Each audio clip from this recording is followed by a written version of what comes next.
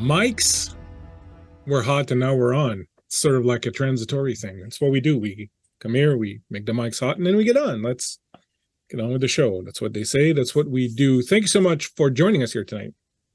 I'm the Bleakseason, and we are starting tonight the new arc of our Lord of the Rings for 5e, created by the overachievers down at Free League. And this is the second of a planned 3 parts story. The first one, of course, was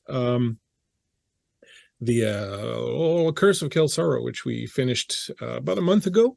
The next one, the third part, will follow this one much more closely.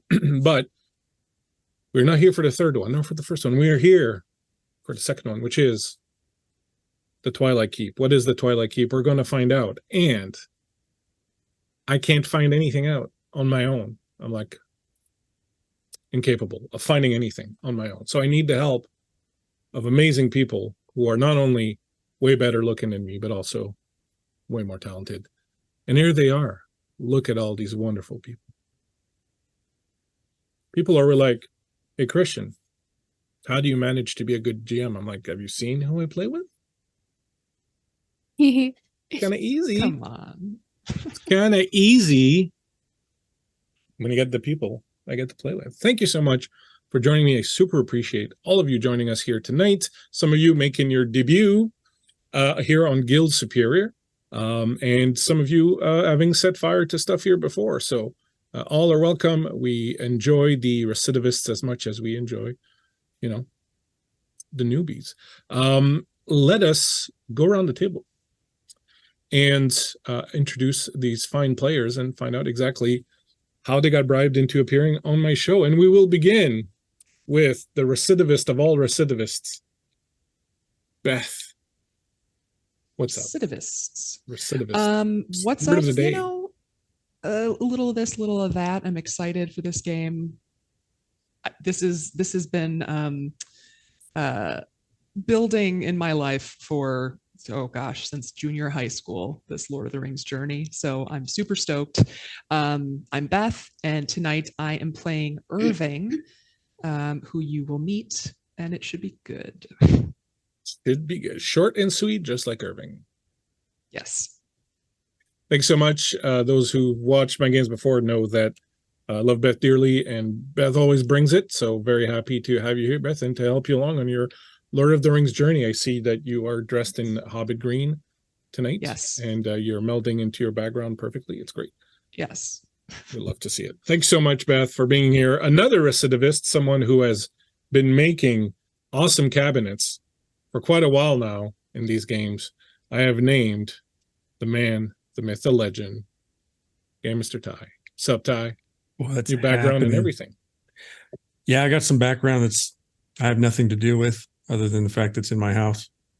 Is that your China? It's not my China. No. Well, no. It's just there. Anyway, there. I am Ty, also known as Dungeon Mr. Ty, and I'm playing Senwolf. Senwolf, the Ranger of the North. Sounds like a mysterious feller with a dark past. Well, because it's in the forest, very shady. Yes. Mm-hmm. Very leafy. Yeah. Does he drink alone a lot? He, that's nobody's business but his. There you go. That's exactly what I was thinking. Thank you so much, Ty, for dropping in again and playing with us. Super appreciate always having fun playing with you. So very, very happy to have you here.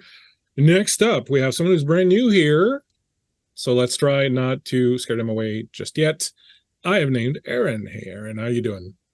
Hi, I'm doing pretty well. Glad to be here. Thanks for having me. I like being new to things sometimes. Well, keeps you young. That's what they say. It's true. Not that you have a problem with that, but I struggle actually. But only so much that we can do. What I'm not struggling with is playing Drifa tonight, a little dwarf who I'm loving to introduce later. Otherwise, I'm Erin, and that's me. In a nutshell, thanks so much, Erin. Appreciate you being here. Also looking forward to meeting your little treasure hunter, Drifa. I hope that you'll live up to the name and be stealing all your friends' gear and treasures. Nice. I like it. And finally, the only person here who actually knows anything about Lord of the Rings and who has been tasked with keeping me in the straight and narrow when it comes to Lord. No, not really. I don't want to put that kind of responsibility on him. But I have named Erica. Erica Underwin, how are you doing? Doing great. I'm so excited to be here. I'm a huge Lord of the Rings fan, so much so that my screen name is Anduin, which is after the Anduin River that Boromir sails down, and I got it professionally translated and tattooed on my arm. So that's how big of a Lord of the Rings fan I am. You found me through my Lord of the Rings stream that I did with Don Marshall, so I was super honored to be asked to be here. And I'll be playing Daywin, an Elven Warden. Thank you so much, Erica. I remember the exchange that we had on Twitter about you were saying, don't be afraid. How do you get people to invite you to streams? And I was like, well, because people sometimes are like afraid of people saying no. And then I was like, right. So, shoot your shot, always. Exactly. Always shoot your shot. You see? This is what it leads to. So very happy to have you here. Thanks so much, Erica. Let us do a few more little shout outs, a few things, a few people to signal that help us make these little shows that we like to call our own right here. I, of course, am Bleakseason. You can find me at the Bleakseason on Twitter. Just Bleakseason on Blue Sky. I hang out here a lot, hang out on my own Twitch stream also once in a while. My producer tonight, and as always, is Andy, who has golden fingers and knows the right buttons to push at all times. Thank you so much, Andy. Super appreciate you being here and handling the production stuff. You have no clue how appreciative that I am. One of the things Andy does is put on the sweet tunes that you're hearing right now, and they are from Tabletop Audio. If you're looking for some tunes for your stream, for your games, your home games, whatever, Tabletop Audio's got tons of awesome stuff. New ones coming out every week for free on their website. Just go download them. And if you want more, a couple of bucks on their Patreon gets you access to a whole bunch of other variations. We love Tabletop Audio here. And you should love them too. The game, of course, we are playing is Lord of the Rings Role-Playing for 5e by Free League. It is a 5e variation of their One Ring game. So the background of it is very similar. It is a beautiful game. I am known as someone who dislikes 5e very intensely, but I really love what they've done with this game. So if you are into it, check them out. Totally worth. Any of the games by Free League, of course, are amazing. We love them here. We play them a lot. Speaking of here, this is the Guild Superior. We run games. We bring cool people together and put them on screen and have a whole bunch of fun. If you're interested in hanging out, info is popping up on the in the chat right now. You can come in, hang out on Discord with us, post some coffee memes with us, maybe get in some games, see what we're up to, and hang out with us. We don't bite. We don't bite, even when you ask us to. Finally, the some of the maps. I skipped ahead there. Andy's going to punish me later. If you want to get in on the action tonight and help out our players, you can. Spend a little bit of bits. For 100 bits, you can buy the player of your choice an advantage on a roll. So don't be shy. If you like someone, you want to see them survive. I'm known as a very dreadful killer DM. Toss some bits in there and help them out. All the funds that we amass through subscriptions, through bits, so on and so forth here, go right back into the game. We're not getting paid to do any of this. We put it back into getting art, and paying for subscriptions to like Tabletop Audio's Patreon, things of that nature. We put that money right back into the community, so don't be shy. We will be using tonight some maps by both our good friend Solution, who makes sci-fi and fantasy maps of the highest possible quality. Do check out Solution. I'm also going to be using some maps from Animated Dungeon Maps, who also makes cyber maps, but also fantasy maps. Check out their Patreons, check out their stuff. Amazing work. And use Inkarnate also for the other maps that I make myself.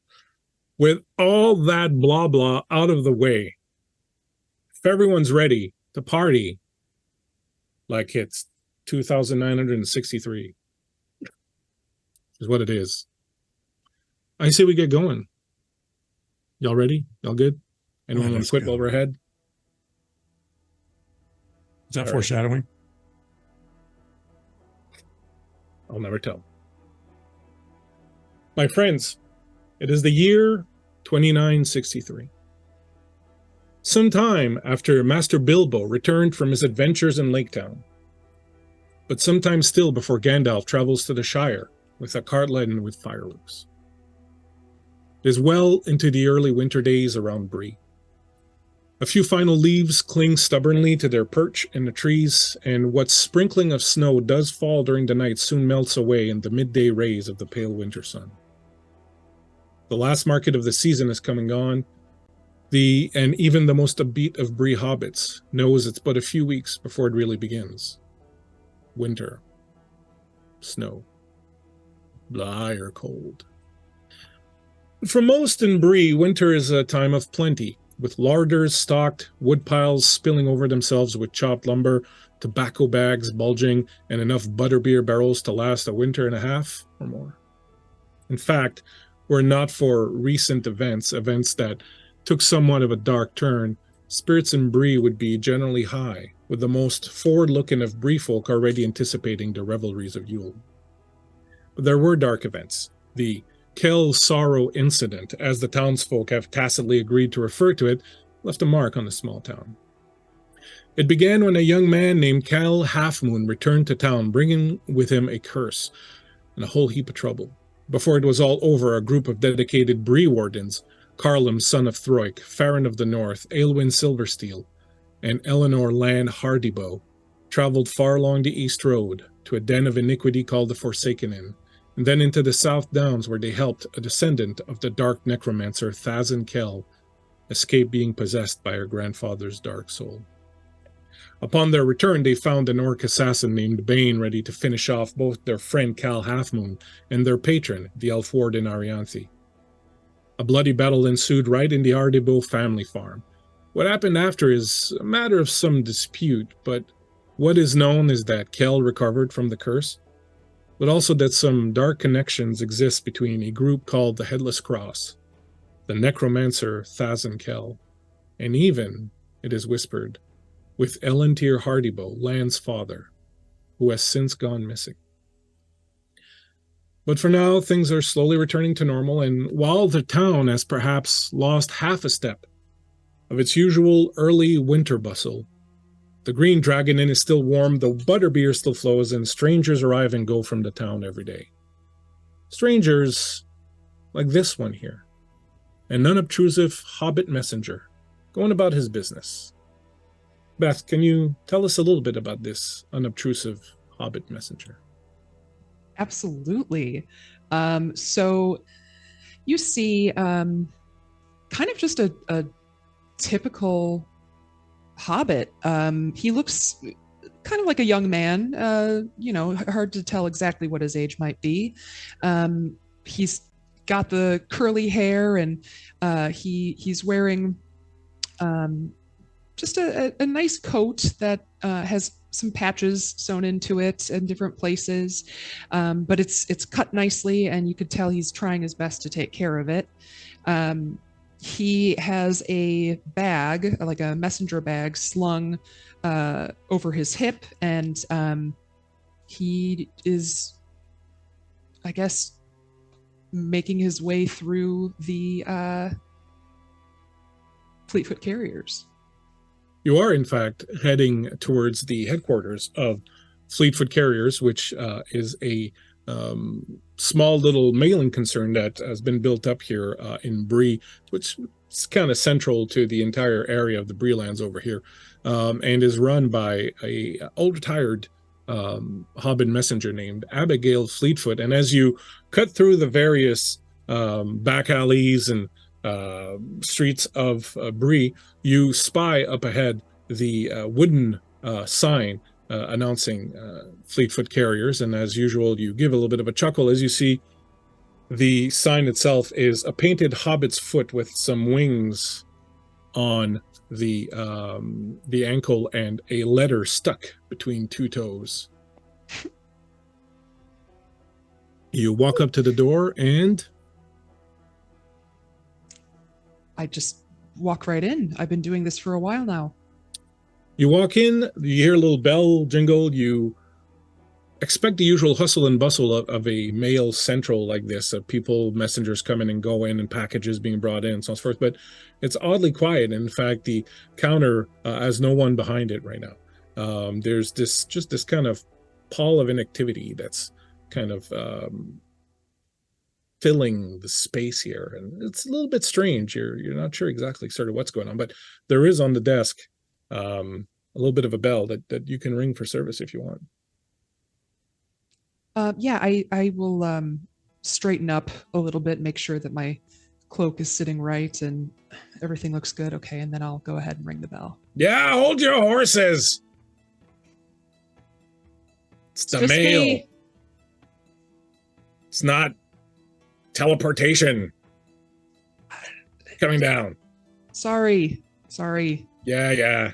Just hold on. Coming out from behind the one of the behind the wall door that leads to the back room, you see Abigail Fleetfoot, a little older, but still looking pretty much like the firecracker that she's known to be. She currently has a whole bunch of, so she uses these in order for messengers to know where the packages are going. She has these little these little bits of paper where she writes the instructions: turn left at the old willow tree, go to the second farm on the right, and she sticks these in the top corner of whatever messages is being sent. And sometimes she puts a little doodle or something up there for people that she likes. You've never had a little doodle yet, which kind of, you don't know what to make of that. But she comes around and she seems to have about 20 of these things sort of stuck to her fingers and her hands and all the way down her forearm. And there's just glue that's kind of dripping everywhere as she comes out, kind of like this. Do you need help? No. It's been one of those mornings. I can see that. Can you do peel? Can you take some? Yeah. Okay. Yeah, they're gonna I'll stick. They're gonna stick. What? Watch out. Yeah. Yeah. Now well, you're all gummed up too. What are you here for, anyways? Oh, well, I just don't run your fingers through your hair. Oh. Yeah. Good plan. Well, I just I was coming to drop off the mail, and maybe where are you coming from? be sent out with more. Well, just Out east. back that way. Yeah. Oh, the Eastern Courier. Okay, hold on. Yes. All right. Well, there's no helping it now. Come on back. Okay. Go in the back, and she's got this tub of boiling hot water and some soap in there. It's like, I hate losing all these. But she puts her hands in there and starts to wash. Oh. What a mess. What a mess. I tell you, never hold pumpkin pie eating contests, especially not with a bunch of Bree hobbits. Did something happen? Yeah, there was a pumpkin pie eating contest with Bree hobbits. Come on, just wash your hands in here, and here's the clean towel. Okay. You see all these little stamps floating in the water now. What a waste. Yeah, half my staff. They're all at this pumpkin pie eating thing yesterday, and they got what they call the matters of unplanned evacuation going. You know what I'm saying? Oh, yeah, that's rough. Yeah, yeah. And so now I'm down like a whole bunch of people, and thankfully the Yule rush hasn't started yet, but it's going to start sooner rather than later. All right, what do you got? Lay it on me. Well, here he'll sort of just hand over the pieces of mail that he's collected out east and leave them for her. She starts sorting them out like super efficiently and rapidly. If you need help here, I'd be happy to assist you. Maybe. Aren't you tired? Don't you want some time off? Well, you look like you could use the help. How is it on the East Road, by the way? We've been hearing all sorts of stories ever since those fellers went out there to find some trouble a couple of weeks ago. We're hearing that there's all sorts of bad stuff going on down there. Well, I try to avoid it the best I can. You know, kind of veer off the roads. I know it's not the smartest thing to do, but Yeah, and in fact, that makes it worse usually. Are you sure that you're experienced at this? yes, I am very experienced and capable. I have been working for you for a while now, Yeah. and I am ready to help. Yeah, I've been here. She pulls out a pipe. Don't take it personal. I just so much going on all the time. Well, I'll let you just- mention there might be something you might be able to help me with. You're not going north, are you? Well, I mean, I hadn't planned on it, but I'll go wherever you need me to go. The only thing that's kind of got urgent stamped on it, and she pulls out a letter that's got urgent stamped on it, is this letter heading to Norvost. But Oswald, my usual Norvost carrier, matters of unplanned evacuation. Yeah. You wouldn't Well, consider going up there, would you? I'll pay you 10 gold, plus, of course, expenses. I would be happy to. Do you know where Norvost is? I will at some point. It's just sort of up there.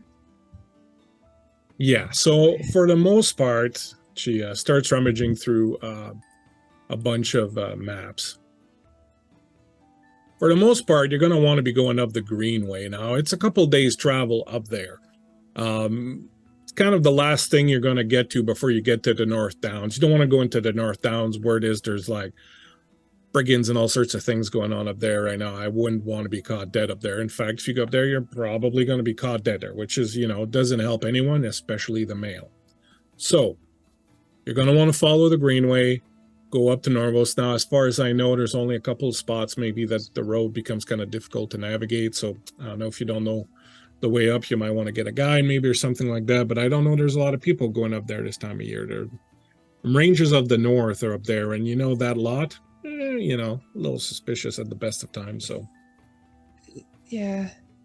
Well, I mean, now that you've told me where it is, I know exactly where it is. So I can take this and head on out, I guess.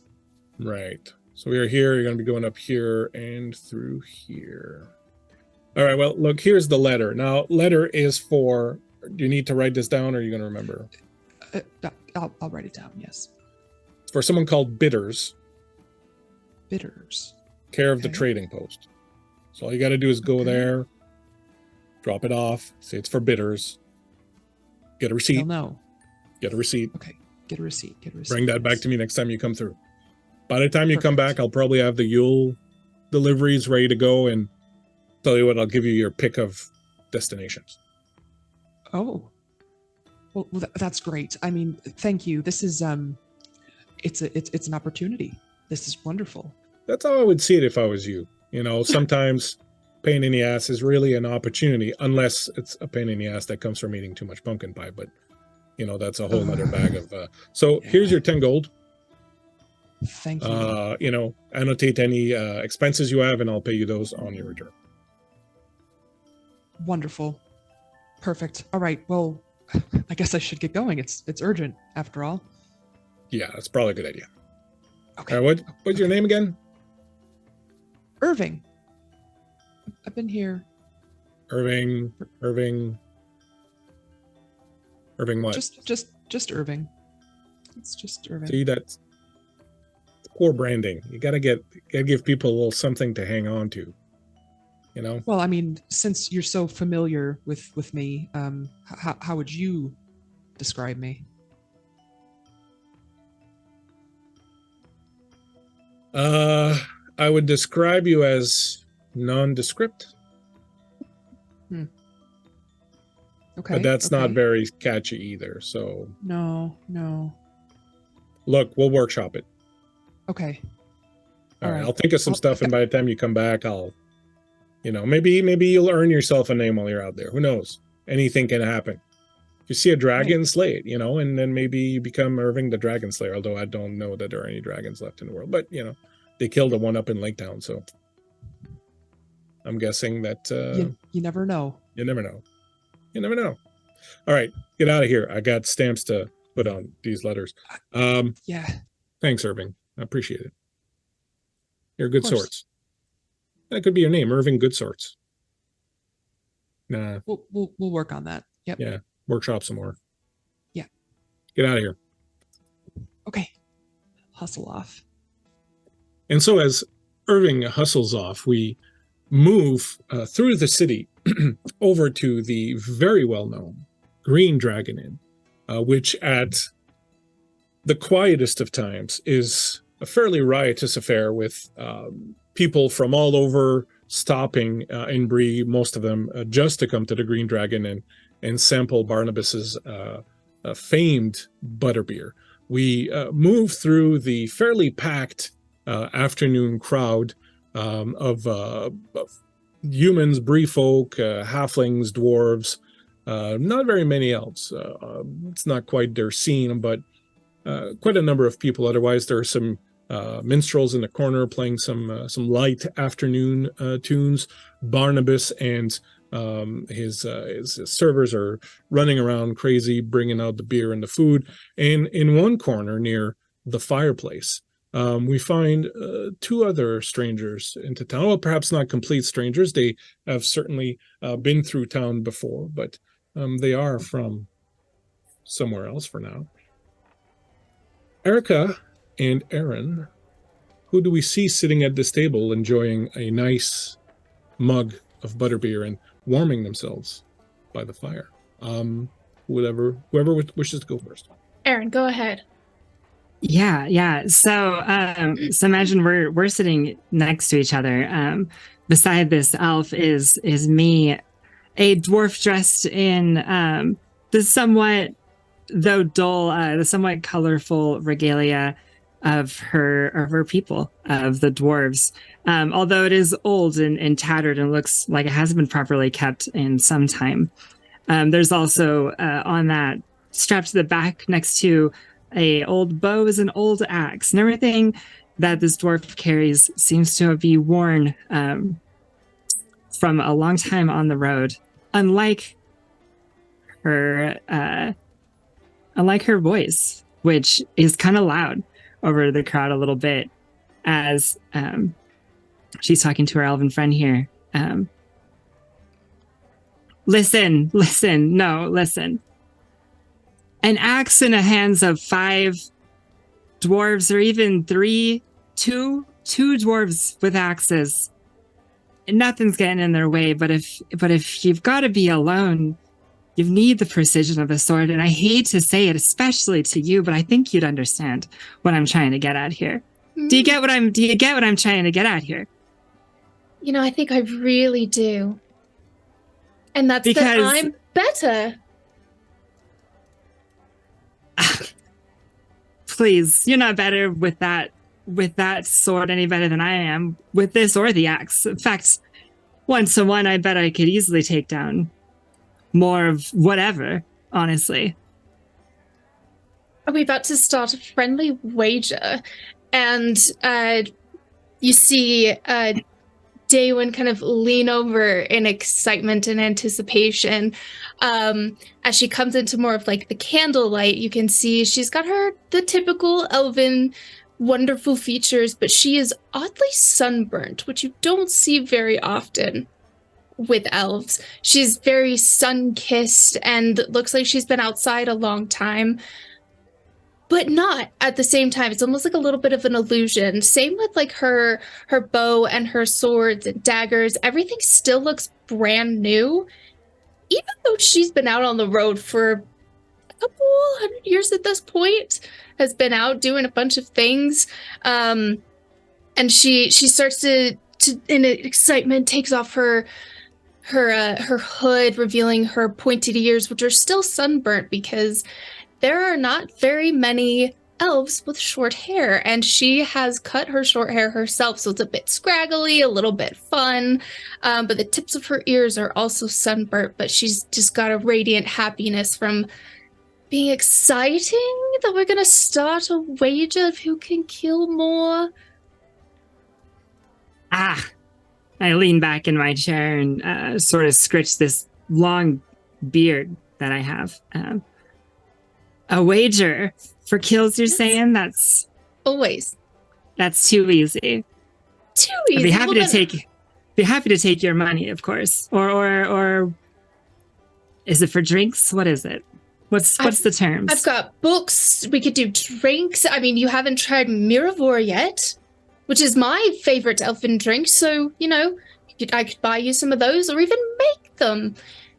I'm happy to do whatever. But also money's good. And money's nice. As you walk into the tavern, Irving, brushing a little bit of snow that is falling from the sky right now, you notice your two friends sitting at a table, and they look like they're maybe about to start throwing down in one of their, frequent little bouts of challenge issuing. As you approach their table, I would like to highlight that you, Irving, have received an extra advantage from DM Dave himself, and that everyone in the group has also received an extra advantage thanks to Minnesota Muse Ashley, who has graciously bought every one of you an extra advantage. So please note them on your character sheets. Thank you very much. Boy, howdy. Thank you. Ashley and DM Dave for helping out our friends here. Yeah. And yes, you approach them, Irving, seeing your two friends embroiled in some sort of challenge issuing and accepting, and I'm not too sure exactly what's going on. Are you two getting in trouble again? The only one getting in trouble here is her when she loses this next wager. Oh, we'll see, short one. We'll see. Well, who Or won short last time? ones, I guess. There's two of you. It was a tie, which I'm still very sore about. Not happy. Right. Wasn't a great day for me as well. Yeah. And what was the whole thing again? You had to... This I last don't one. remember. Yeah, you do this all the time. Well, there were at least 3 between the times we saw you last. So there were squirrels, drinking contest. I only got a bit tingly in my fingers, and so I won naturally. And the other, I was too drunk to remember. I was also too drunk to remember the other one. It was fun, whatever it was. I think I Sure. won. I think you both won. We'll call that one a tie. I think that one was the tie. That was the 'Cause tie. That's We correct. woke up excited that Yes. we each won, but then we just determined, it's best for the party if we just, level it out. Are you both drunk Yes, now? yes. No, Okay. no. Uh-huh. Okay. Well, I have something for us, for me. I have to go north. Are we going north? If you want to come, I mean, I haven't really been up that way, and I could probably use some assistance. Well, as an experienced warden, I could probably assist with my exploration expertise. Yes. I'm not sure what Driffer brings, but probably some hair. Yes. Hair mightier than anything you'll know, that's for sure. You do have a Wow. lot more hair than me, and it's totally fine. Griffa is a You nice can braid it. You. I And miss there braids. there's 2 very nice braids that run down the beard and down the back. Love it. Well, besides braids, of course, I bring all that a dwarf can. Might, lovely songs, astonishingly good looks. Just not All wrong. valid. And just so we're clear for the future, you don't have to explain to me like why you'll be helpful in this endeavor. Like, Oh, but it's I know. fun to like, you know, Mm. talk about yourself sometimes. It doesn't get to happen very Okay. often, but it's And I can't let this one just run off about herself. We got to mix it up a little bit. Do I a little. interview you then to make sure that you're up for the You know, job? that would be fun. I think you should. I think Yes. we're already hired.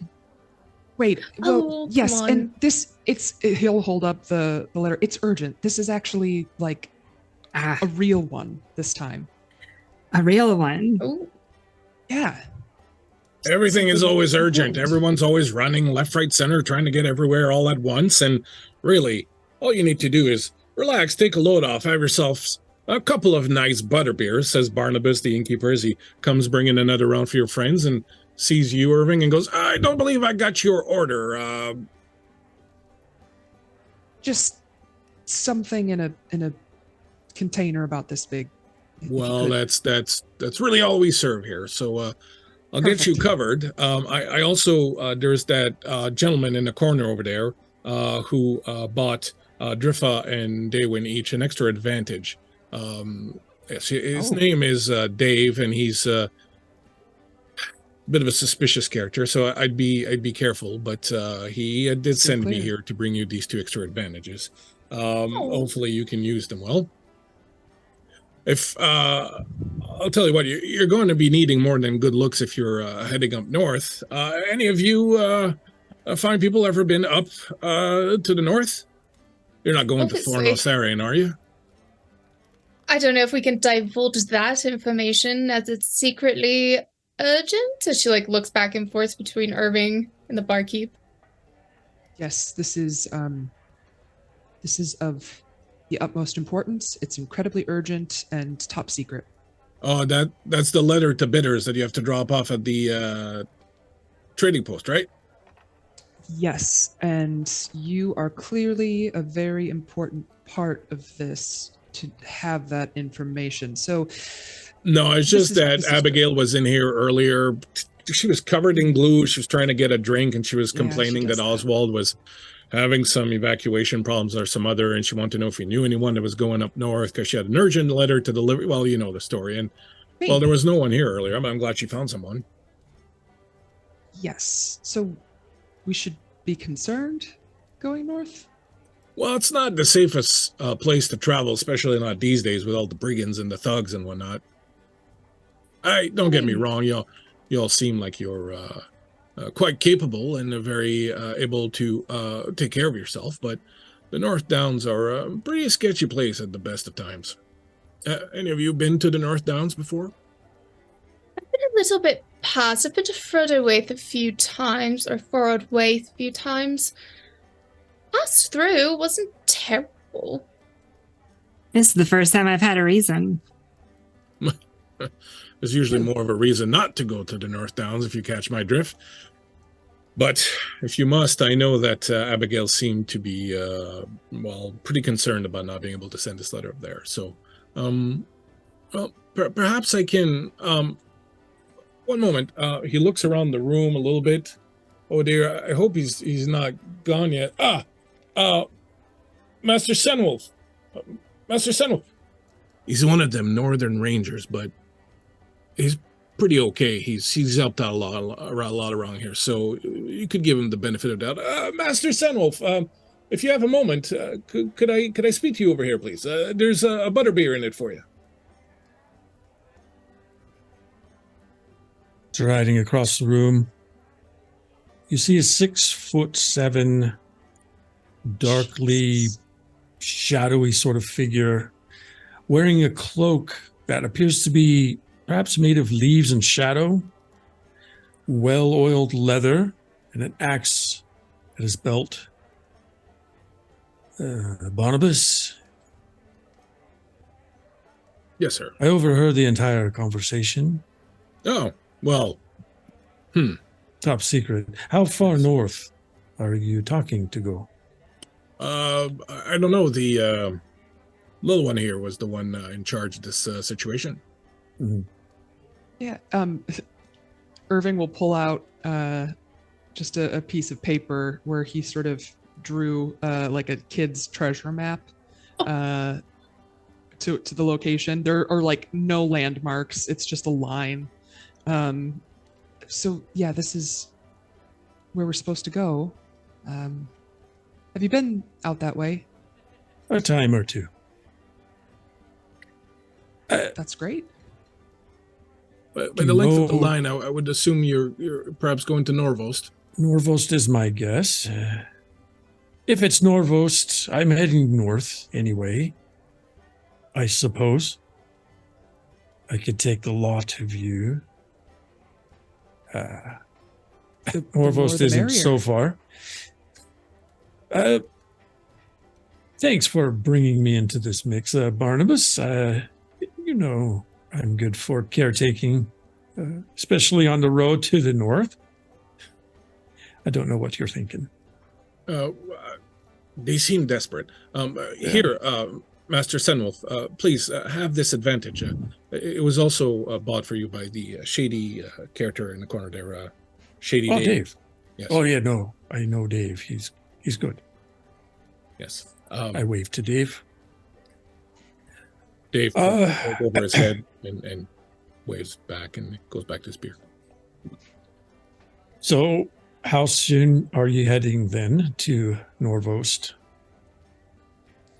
Well, I still haven't gotten my ale.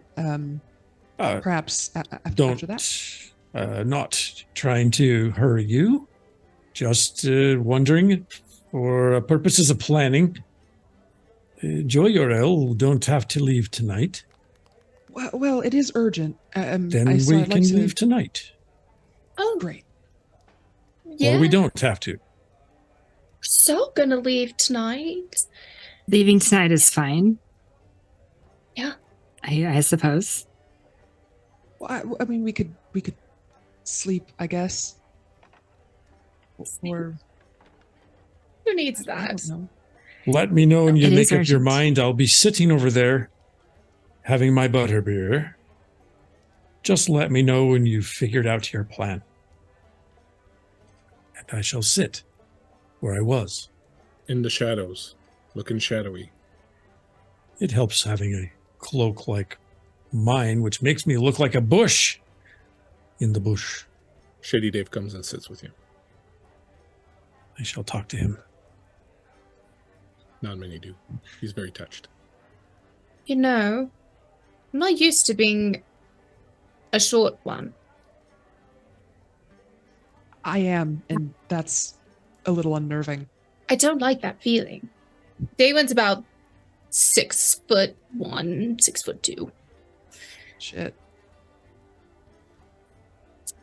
Yeah. So, what I do think you it looks good. I think short looks good on you. Can't wait to This- see more of that guy in the party. Mm, What do you think? As you're sitting there having your butterbeers and eating some food and kind of finding it nice to be in this warm environment for once and perhaps looking forward to a bed, I would think you would probably decide that leaving early in the morning is probably a good enough idea. Sure, You might fresh signal start. this to Senwolf, Yes. who will perhaps then set himself to getting some supplies and whatnot ready. And the rest of you can spend a nice warm evening here in the Green Dragon Inn, enjoying some beers, some fine music, and then the warmth of a nice bed, which technically would count as an expense, so you can always put it on your little chit and charge Abigail for it. My only question then is, who gets drunk and who doesn't? Oh, not me. Damon will have us probably just enough to be tipsy, but not totally drunk.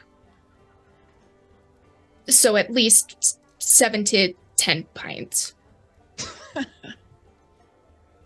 In a similar boat for Drifa as well.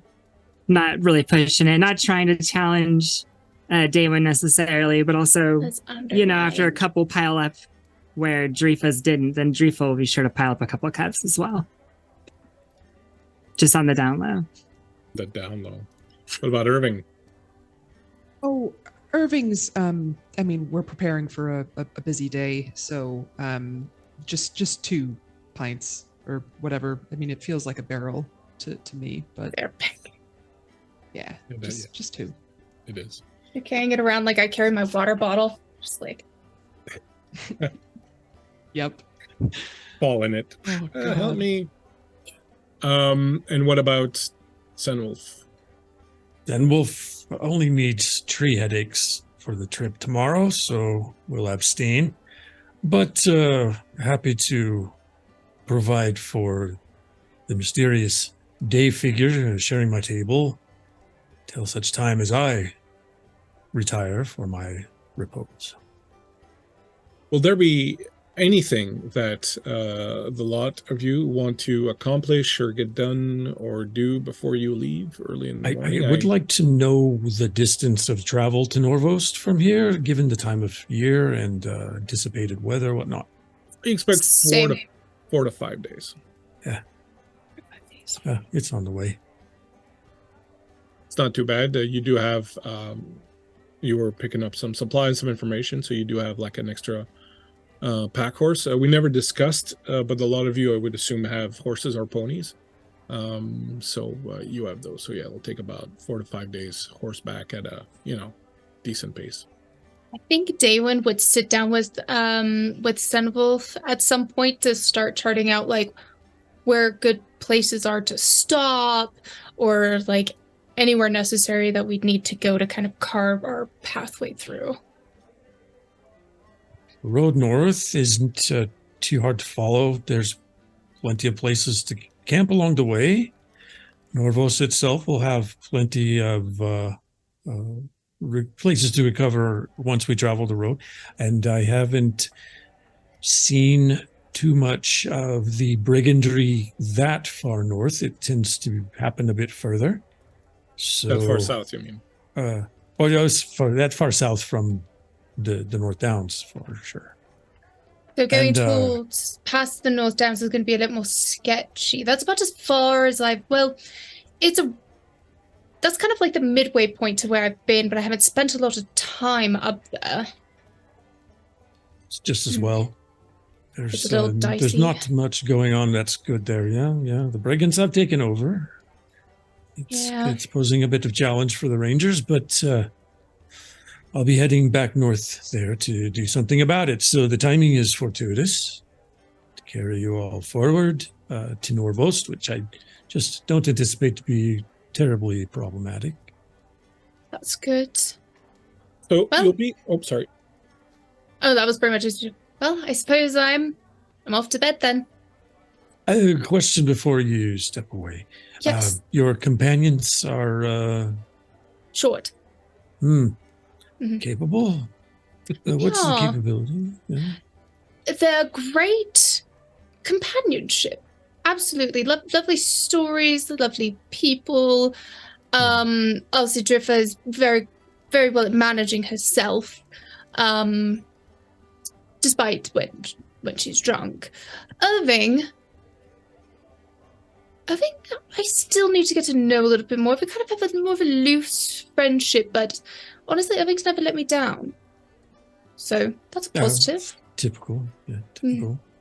Yes. And you, how are you with in a fight? Oh, very capable. I've been, I occasionally go back to Rivendell, but I've been out on my own for quite a long time, serving as a warden. So, Well, we have mostly some, lone travels, yes. some things in common, at least. There's Right? fair enough. Wonderful. Well, that's what I figure. Heading to the north shouldn't be so bad. Not to Norvost, but We'll make our way. About 4 to 5 days' journey, depending on how fast their little legs can go. well, you have mounts, I hope. Well, yes, that's true. I was just Very trying to make another joke. Short joke. I should go to bed now. Very well. All right, well, I'll see you bright and early in the morning. And as Daywin walks away, she just accidentally bumps into a table. Oh, sorry, so sorry. As she makes her way up to her room. I wherever lean she's over staying. to Dave and just say, "This innkeeper is going to owe me a bit by the time I return from this, I think." Hey, Barnabas is usually pretty good at paying off his debts, if you just make sure to remind him of how useful you were to him. He'll be sure to see you straight. I probably should have suggested what debt would look like for this particular trip, but Yeah, it'll be good for it. I've been drinking free here for going on 12 years now. Several pints a day, several pints an hour, in fact. And I noticed. he's always been good for it. Well, for sure, I then should be gathering a few meals over the time between here and there. Well, off you go Considering I then. don't drink. Yep, I'll just finish your beer for you. please, We by put all some means. stein over. You will be able to acquire whatever equipment you would need, food enough for 5 days, rations, and so on and so forth. And bright and early in the morning, some of you with a slight headache, some of you with a bit less of a headache, will be ready to go. It has not snowed too badly during the night when you wake up, but it is that crisp, really cold sort of morning air where your breath is coming out of your mouth, and the sun looks like it's going to come out, though. So you feel fairly encouraged. As you please go ahead, all of you, and roll me a d20 and just tell me what you get. 14. 10. 8. 19. Well, Senwolf, having been in and out of Bree perhaps a bit more than the others, you know of a local custom. There is a well at the center of town that is often used as a sort of wishing well, and it is the custom and it is also the belief that those who visit the well and drop a coin in it before departing on a journey will find themselves having good luck on that journey. Do you do anything about that? I do. Go over to the well and stand before it, contemplate it for a moment, think, what does luck look like to me for this trip? Don't pee in there. No, That's not. no, don't worry, Irvine. I hold up a coin. 'Tis for luck. We should all contribute. And I flick the coin Right. into the well. Who does? Who does not? Day one follows. You All did. I'll flick a coin in. Irving? Yeah, I'll do it. You flip your coins. As they tumble in the air, they catch the glint of the rising sun, and with their little momentary brilliance, give you a hope for safe travels ahead and a nice journey, and they tumble then down into the deep, dark waters of the well, absorbed, and their light is completely disappeared. Unknown to all but a few very select individuals. As you depart, the trembling hand of Shady Dave from somewhere in a tunnel beneath the city will reach out into the well and grab those coins and haul them into his little bag and disappear through these tunnels to go drink at the Green Dragon some more.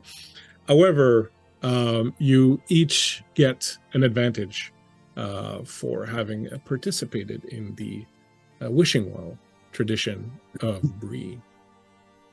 I will add as well that the rest of you notice I now have a quiver of arrows on my back, as well as a bow strung across my back that appears to be of elegant make. It's very white wood that is then affixed at the ends where the strings attached by brass fittings, and it's an elegant looking weapon.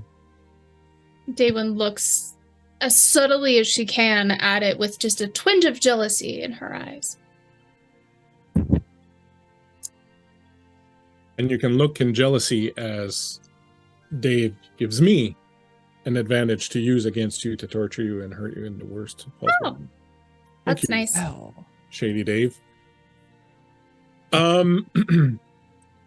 As you set forth on your journey, we will use the journeying system. We're not going to go through the entire journey with the system, but I thought it'd be fun to use the journey system that comes with the game, at least once, as it is a major pillar of the game. And so what will happen is I will ask you, and you don't know each other too well right now, but that's fine. To use the journey system of the game, you will have to find people to fill out specific roles for the journey, and then we will make some rolls based on who those people are and sort of what happens to see if anything of interest or note happens during this journey. So you need to choose a guide, a hunter, a lookout, and a scout. Now, some of you, the warden specifically, can fill most of these roles out, can do more than roles. So the way it happens is anyone but the guide can do multiple roles, but you get disadvantages on the roles, except for the warden, who gets to do multiple roles and not get disadvantages. The guide will be in charge of all decisions concerning route, rest, and supplies. The hunter is in charge of finding food in the wild. The lookout's in charge of keeping watch. My voice is going away. And the scout's in charge of setting up camp and opening new trails. What will happen is every few hexes, or every few days, we will roll to see if anything happens. And if it does, we will roll to see who it happens to. And then depending on which role you're filling, you'll be called upon to make a choice with a specific skill. But I don't like to talk about which skill it is, because I don't want people to go, oh, well, I got this much in, exploring, and I got this much in hunting, so I'll do that. I would rather you fill roles that you think your characters would fill. And if you feel that you yourself don't really fit any of these roles, then you can, bow out of filling a role, and someone then has to fill out 2 roles. So going back to what I was talking about, you won't actually have to make these decisions. It's just kind of, a role to kind of get flavor for what you're doing. The guide would be in charge of all decisions concerning route, rest, and supplies.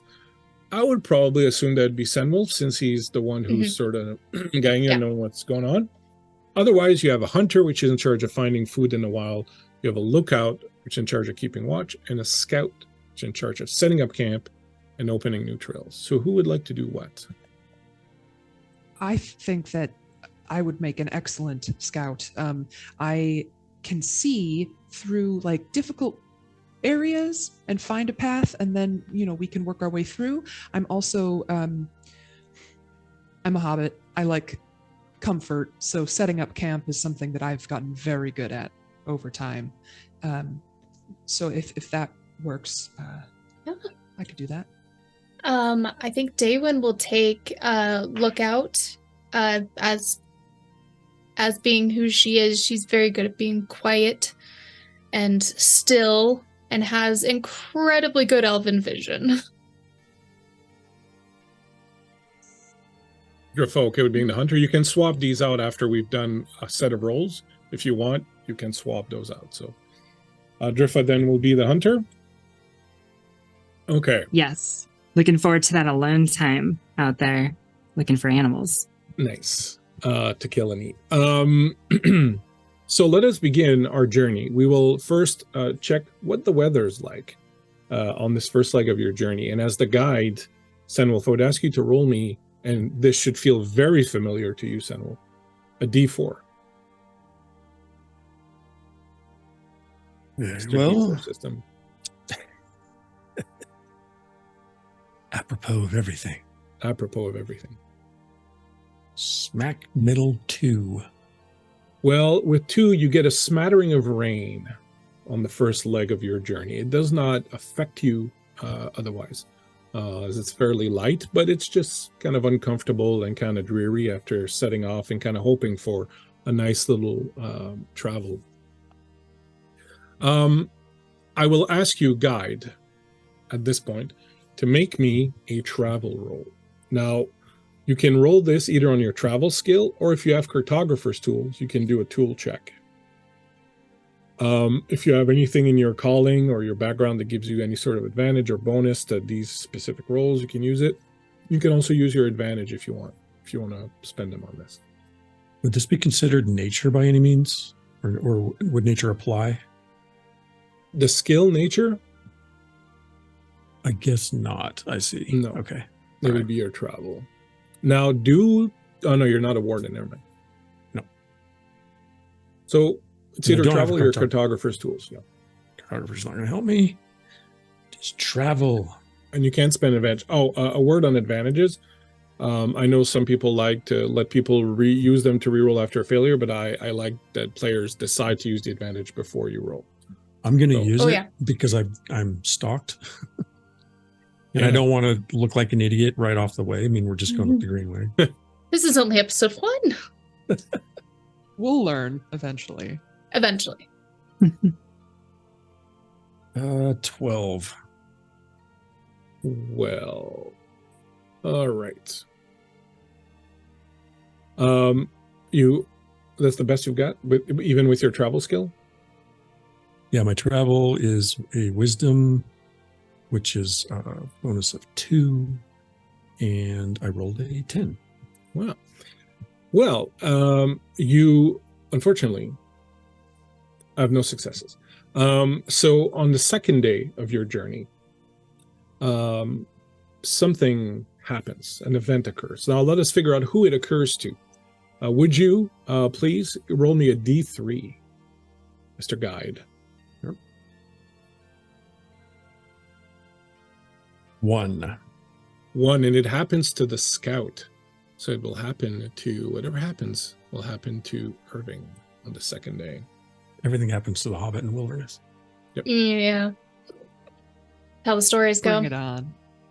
Oh, I would ask you, Mr. Scout, to give me a explore roll. Okay. Let's see. okay.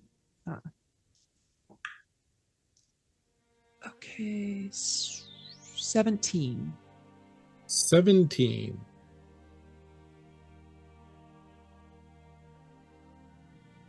As you are traveling about this area, darting back and forth, trying to get ahead, perhaps getting a look at the state of the road, trying to find some decent places to set up camp, things of that nature, you notice somewhere that there's a little bit of a path that lies hidden from the main road. As you travel, you realize you would not be able to see it, but because you're kind of darting in and out on the sides and whatnot, you come across this little path that there's a major kind of hill that's coming up, and there's a couple of switchbacks up and down that hill, but you find this little path that goes down around the side, and you can see an old bridge that looks kind of rickety and perhaps not 100% trustworthy, but when you go and check it out, you feel that it's probably okay, and you realize that by cutting across over on this bridge, you might actually be able to shave off some time off of your travel.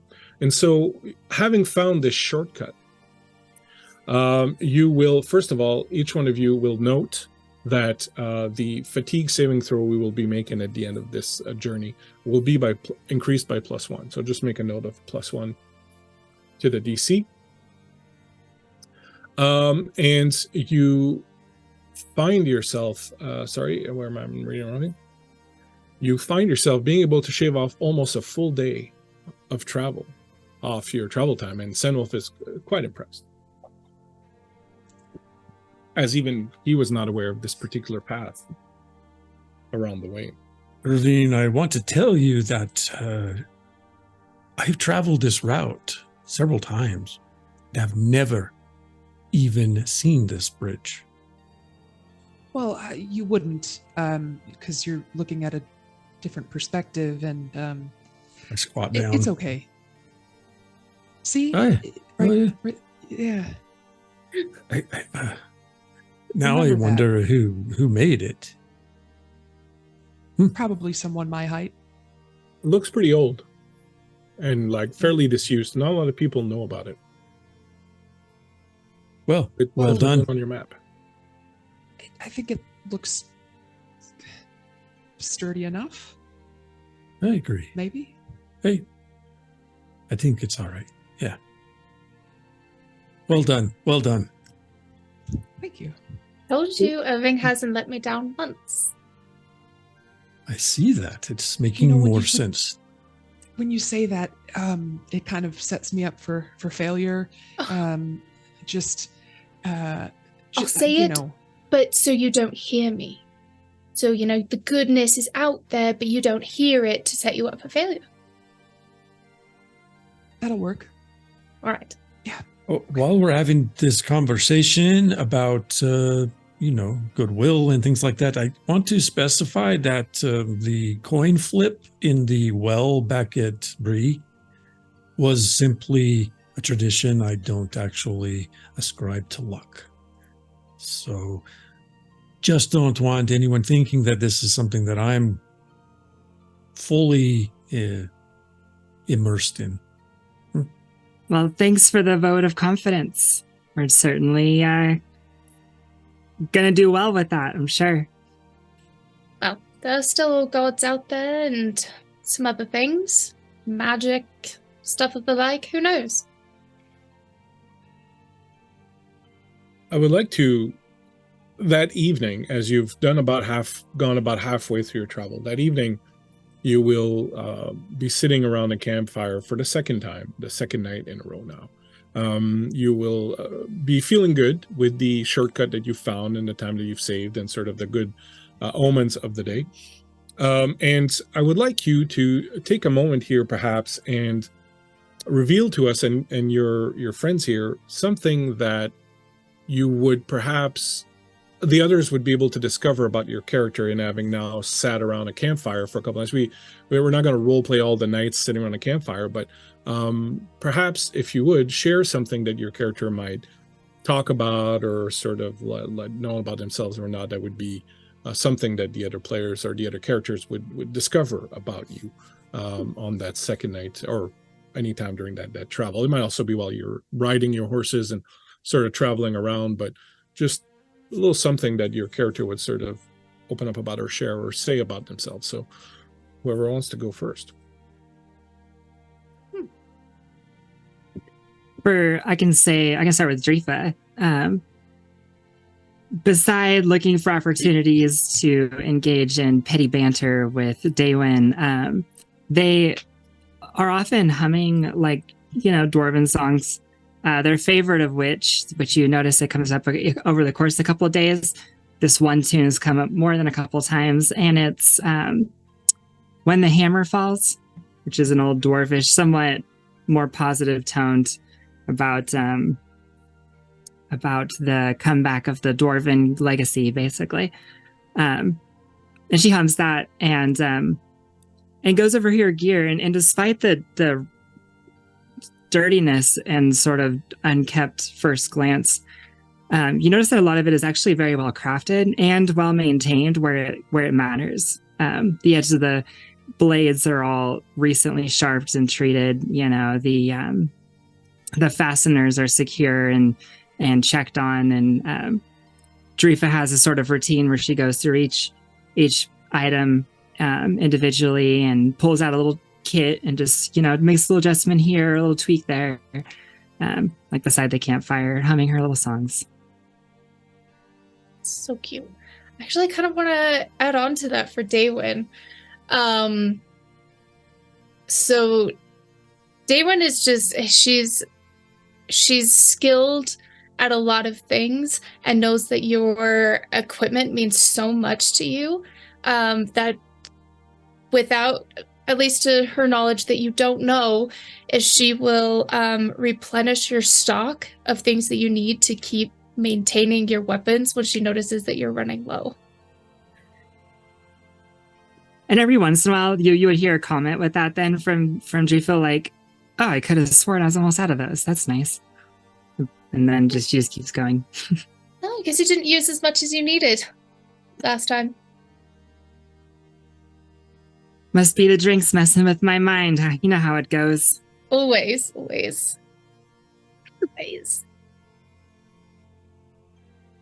mind is the second thing that goes.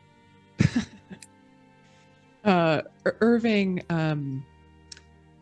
likes to draw, and you'll find he hasn't been able to manage drawing while riding. It's a little off kilter. So typically when you set up camp, if there's any lantern light, he draws all kinds of things, just like little studies of plants and things like that. But a couple of times you'll catch him drawing the lot of you, and they're not bad. I mean, he's not a pro, but they're pretty decent, and Also, when you've set up camp and gone to eat the food that Drifa has wonderfully caught and prepared, he carries around a couple little spice jars with different, like, salt and pepper and seasoning and things like that to make whatever you eat on the road just a little bit nicer. They don't take up that much space. They're not that heavy, and it's definitely worth it. Daywin really appreciates that. Gotta season your food. Yes. Zenwolf doesn't volunteer anything. Now, if asked a direct question, will answer, but I pretty much keep to myself, especially with regard to myself. I am, however, setting a perimeter of string and bell around the outskirts of camp. Well, I hope you're not too committed to not sharing anything about yourself, because Irving will absolutely ask you a lot of questions. I think both Drifa and Daywin know that he's just very earnestly eager to learn about new friends, which you are, by the way. So he'll ask just little things. He can tell, he gets the vibe socially, and can tell that you're not a talker, but he can't help himself. So what's your favorite weapon that you use? Well, it's not always practical in terms of the kind of need that I have, but my bow. And I pull the bow forward. It's lovely. Thank you. It's called Andoreth, and is a fine weapon. Did you name it, or did it have the name? It had the name. Did someone give it the name, or is it just... How does that work? Someone gave it the name. Yeah, for sure. It was given when it was made, but I don't know all of that history. It was passed down. It was awarded to me when I achieved captainhood in the Rangers. So yeah. Excellent. You do want to hold it? I think it would topple me over. No. It won't. I can just Actually, look. you'll be It's surprised. a grade bow. It's pretty big. It's a grade bow, so it's like pretty massive. It's long. It's very long. Yeah, but here, I'll hold it. I help you. It's not as heavy as you think, maybe. It's huh? Not too bad. Not too bad. It's not so heavy. Here you go. Okay. Okay. His arms are like quivering. As you hold it, Beth, there's like a little bit of wind that picks up and sort of comes by you, and then you kind of almost think like maybe you heard a whisper, and it's said in a very old Hobbit language. It said, "Bow strike," and you just heard this little whisper.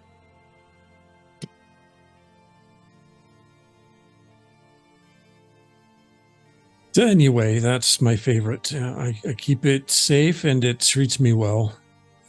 My axe is fine, but Does it have a name? no. Well, axe. Okay. Mhm. Not very original, but it's It's a name. a standard. It's not an original weapon, really. I mean, it's yours. That kind of makes it. Do you want to know. hold the axe? Here, heft I it out do, of the belt. Yes. Yeah, here. Oh, yeah. That's a bit more of your speed. It's pretty good. Yeah, it's very sharp. Careful. Oh, thank you. Oh, Yeah. I know. I'm not going to bother with that. So, do you have a favorite weapon? Well, I prefer not to use them, but I know that that's not realistic. Given the travels that I've been on. I have a bow too. It's not like yours at all. It's cute. It's very small. And you like would maybe almost think that the arrows have suction cups on the end if those existed. But it's serviceable, right? And he's got the quiver with arrows and such. And he does have, though, on the other hip that doesn't have his messenger bag, he's got a short sword, and then I don't know, maybe other things that you can't see. But I like my sword. It Oh, I thought it was a dagger. Well, to you maybe, and he'll hold it up for you to take. It's Oh, a yeah, letter cool. opener. It has good balance. Right? I think, yeah, that's itty bitty. It's so cute. I mean, it works for me. I hate to say that it's done its job, but it has. We know the stories of Bilbo and Frodo. No, you don't know the story of Frodo yet. Oh, don't know the story of Frodo. My bad. I don't even Who? know what that name is. Oh, no. The Bilbo. Mhm. And, the might is in the heart. And the That's what they blade say. is an extension of it. And it does not matter the size. It is the size of the heart is what matters. It's true. It might be kind of easy for you to say, though, given, What? that you're enormous. Well, it's a But matter of the sentiment perspective. is there. I appreciate that. Okay. All right. Yeah. Yeah. Yeah. Good talk. Mm-hmm. And Yeah. oh, by the way, I see your drawing, and if you need more light, my lantern can focus the light for you. So if you need to, If you want to draw too, I've got more paper. okay, I'll try. I have not drawn before, but I'll try. Sure. Okay. Oh, You can And use it I'll if you sit- want now or at some other time. It doesn't matter. Well, whatever point you're drawing by the campfire, well, I'll sit with you and do my Mhm. stick figure horse. That's Give me actually pretty good. Give me a D20 roll, Senwolf. Ooh, that's a 6. Fortunately, you don't I'm- have an undiscovered talent for drawing, but you, oh, But I can place it. I mean, I know it's a horse. There are some context clues, but No, you like the know, head is down. Oh, wait, no, that's the tail. Yeah, the head is up, yeah. and Just the tail is down. next time we draw, just look for shapes, just very basic shapes, and then you can, we'll practice. All right, Good work. thanks. Yours is better. I've been doing it for a while. after a night of sharing and drawing and unrequited love, the group of you managed to get a fairly decent night's sleep, waking up early in the morning to find what type of weather. Mr. Senwolf, please give us another D4. Oh, wait, that's a 1. That's the one. Now, the day is only overcast today, so there's no rain anymore. It's just kind of a bit of a dull gray day. Just to move things on, I'm going to assume you keep the same rolls. So would you, my friend, go ahead and give me a travel roll to see if and what happens. That's another 12. No, wait, actually, that is a 12. That's a 12. All Another right. 12, yeah. So you will encounter another event. Give me a D3 roll. 2. 2, and this one will happen to the lookout. Happens to be Daywin. ooh, So, me? Yeah. So at this point, you are, I would say, I will put a little horse, which is a horse, of course. We'll put a little, oops, get my hand, where my hand at. Don't mess around with the horse. That looks better than my drawing. I went to move the map and move the horse. You're about here by now. not too far out. Not bad. Please, Daywin, Yes.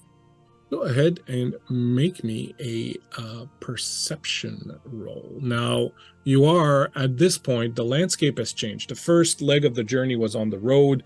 You could still see a lot of the road. The stonework was still fairly clear and clean. The brush along the road was cut back, and you could, see kind of far ahead. By now, you've kind of you're entering into the Downs area. So the road disappears for stretches at times. Some of the bridges you come across are kind of damaged and very difficult to deal with. And the forest has kind of grown and has kind of crawled and creeped much closer to the road than you were before. So you are in slightly more difficult terrain. So the DC is a little higher than it was for the earlier roll. But please go ahead and give me a perception roll. I do believe I am as a warden- proficient and I have a +5. I do also believe don't you get an advantage as a warden? Let's see. I'm not sure about advantage.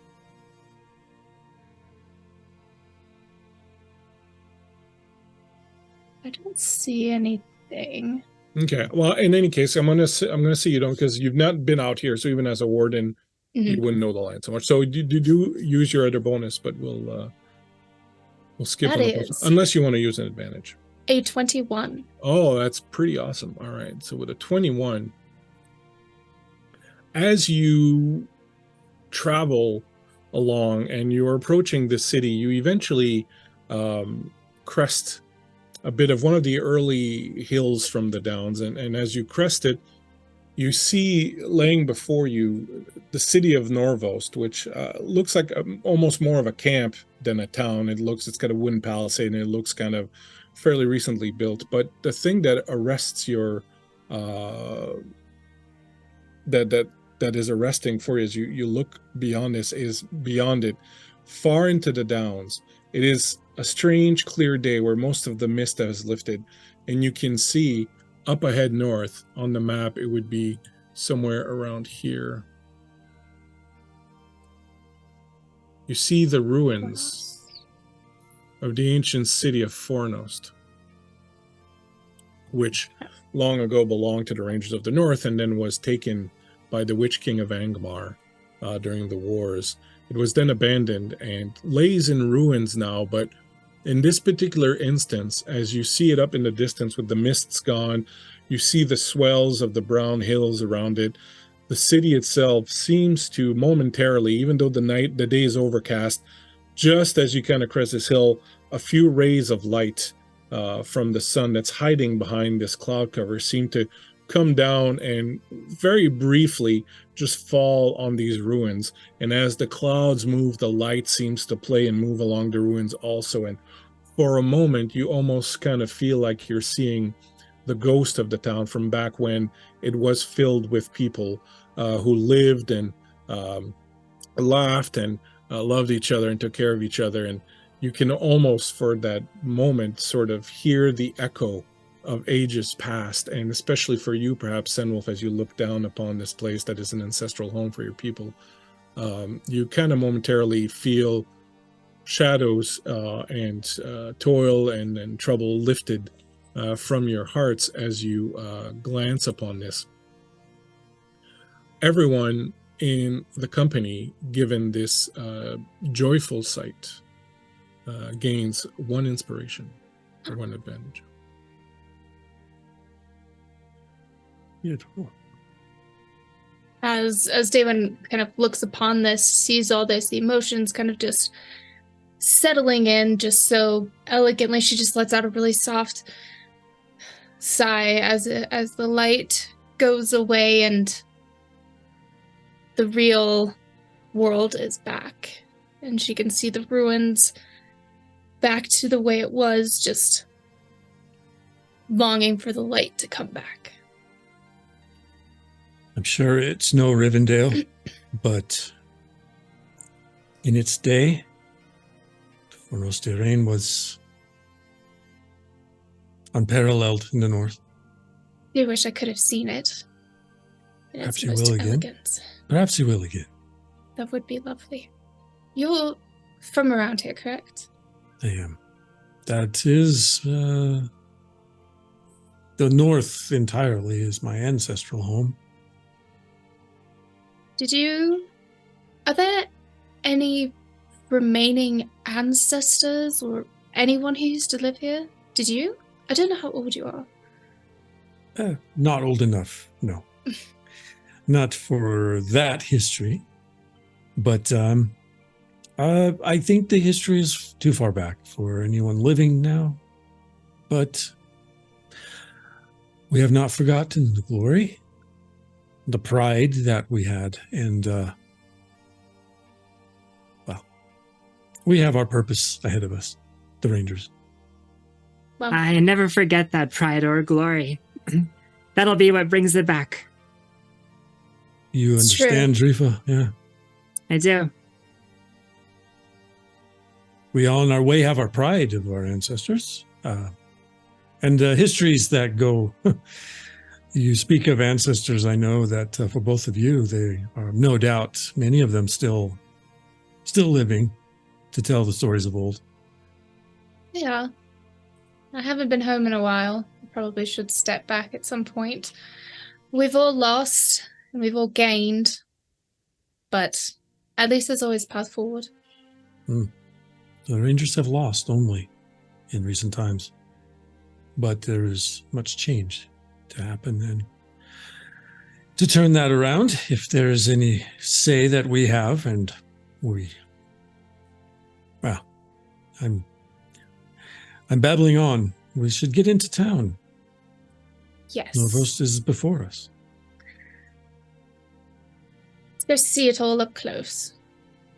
As your little company then travels the last few miles towards the city, we'll take a break here in just a few moments. But as you travel the last few miles towards Norvost, you find a fairly small town. I would say probably about a third the size of Bree. It seems fairly recent. There's a wooden palisade. It looks like it was perhaps a fort at some point. It has since grown a little bit with a wooden palisade being added to it to enlarge the city. There are a number of houses, a few gardens that at this time of year, of course, are laying fallow. But you do see some life. You see people inside moving about, and there seems to have been this kind of living little city that has sprouted around what was once a fort. And you know that this is meant to be a temporary home while the Rangers reclaim the north, but it seems like it's growing roots, like it's taken place. And I guess in some ways it probably gives some of you, or at least most of you perhaps, a little bit of hope, as even in these dark times, people can still lay down roots and can still come together and sort of start building something. And this place, which is very wild lands, near an area that is infested right now by brigands and has a long history of dark things, but with the attack from the Witch King of Angmar and the wars that were fought here, to see life springing anew is almost like being in the spring and seeing the first few early buds sort of come out. And it does give you a little bit of that hope for perhaps better time ahead for the people here.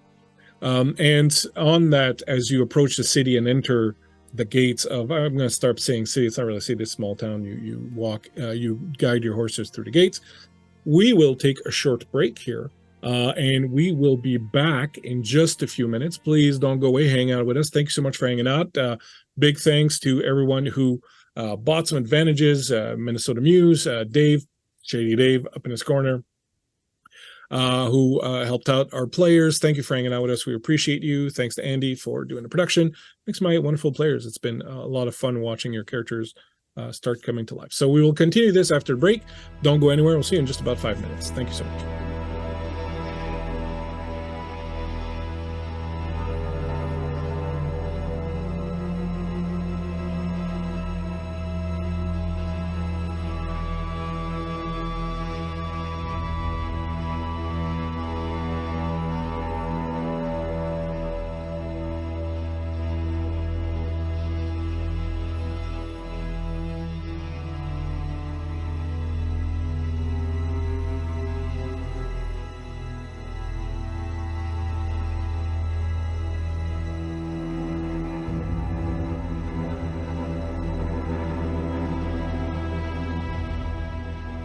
Hey. What's up, everybody? Thank you so much for hanging out. I see you in there, Sly Sparrow. Thank you so much for dropping in. And everybody else who's hanging out with us here tonight as we're playing Lord of the Rings 5e by Free League.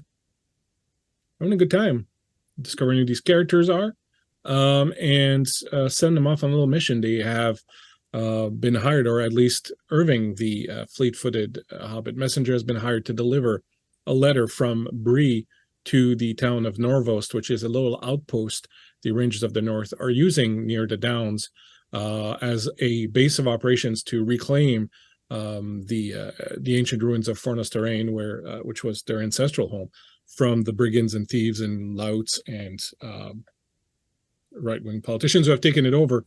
Tories. And they have, after a bit of travel along the Greenway, they have now arrived at Norvost, the small camp, city camp, town camp, whatever. It used to be a fortified camp. Now it's grown into a bit of a town. As you arrive, as a lot of you, into the town, you people are fairly friendly. Now, a lot of people look upon the Rangers of the North with a certain measure of mistrust, and it is in big part because the Rangers are known to hide out and find homes in places like Fornos Terrain, where most people consider to be cursed. And the fact that the Rangers feel at home there, it makes people kind of doubt them. But the Rangers, of course, have never been anything but helpful to voyagers and so on and so forth. But as you arrive here, you might have expected them to be that same way towards outsiders, but they are quite the opposite. As the various people who are here, first of all, not all of them are Rangers of the North. They're not all descendants of those people. There's dwarves, some hobbits, some Bree folk and whatnot that have found their way here. But everyone here is very welcoming. They offer you broad smiles, wave at you as you sort of come in. If you recognize Senwolf, and Senwolf recognizes a few of them, and they give each other curt nods of recognition. And you find this place to be a bit of a nice little hive of activity. Now, it is further north, a few days north of where Bree is. So the snow here is on the ground, and and my map doesn't represent that, because originally it wasn't in winter when I made this map, and I never updated it. But there is a bit of snow on the ground as you arrive in here. As you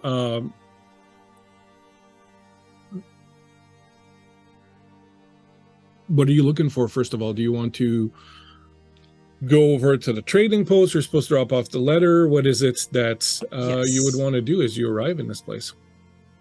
First and foremost, I have to at least go. If they have other business, that's fine, but I have a job to do. I will go to the post. Anyone's not looking for anything in particular, mainly just observing. What about Drifa? Kind of similar. Drifa has a little bit of a seriousness about her when they first walk in, and is gathering, kind of casing the area, if you will, a little bit. Nothing in particular that she's interested in. Okay. Senwolf, as you are approaching, and someone will hail you, and we'll deal with that in a moment. I will deal first with Irving going into the trading post, and then we will come back outside and see sort of what's going on there. Irving, you approach a trading post. It's kind of a general market. It looks like they have stables in the back with some horses and blacksmith working up there, reshoeing horses and things of that nature. In the store itself, you can see that they have all sorts of gear and equipment for sale, some food, some staples, things of that nature. It looks to be kind of a little catch-all kind of store. And there are a number of people in here buying, selling, trading, and whatnot. And you can see kind of a little area that appears to be set up for mail. There's a little kiosk. Behind it, there's kind of a locked area, and you can see some parcels and things like that in there. There are several symbols, several little hand-painted wooden signs of different types of courier services, including Fleetfoot carriers. You can see is one of them. And standing behind the counter working on some paperwork is this a human that you assume is perhaps from Bree, like one of the Bree folk. He's got that look, filling out some paperwork as you approach. Dropping off or picking up? Dropping off. All right. Grabs a little ledger. This is. There you are. This is for bidders. Oh, bidders, huh? Mm-hmm. Urgent.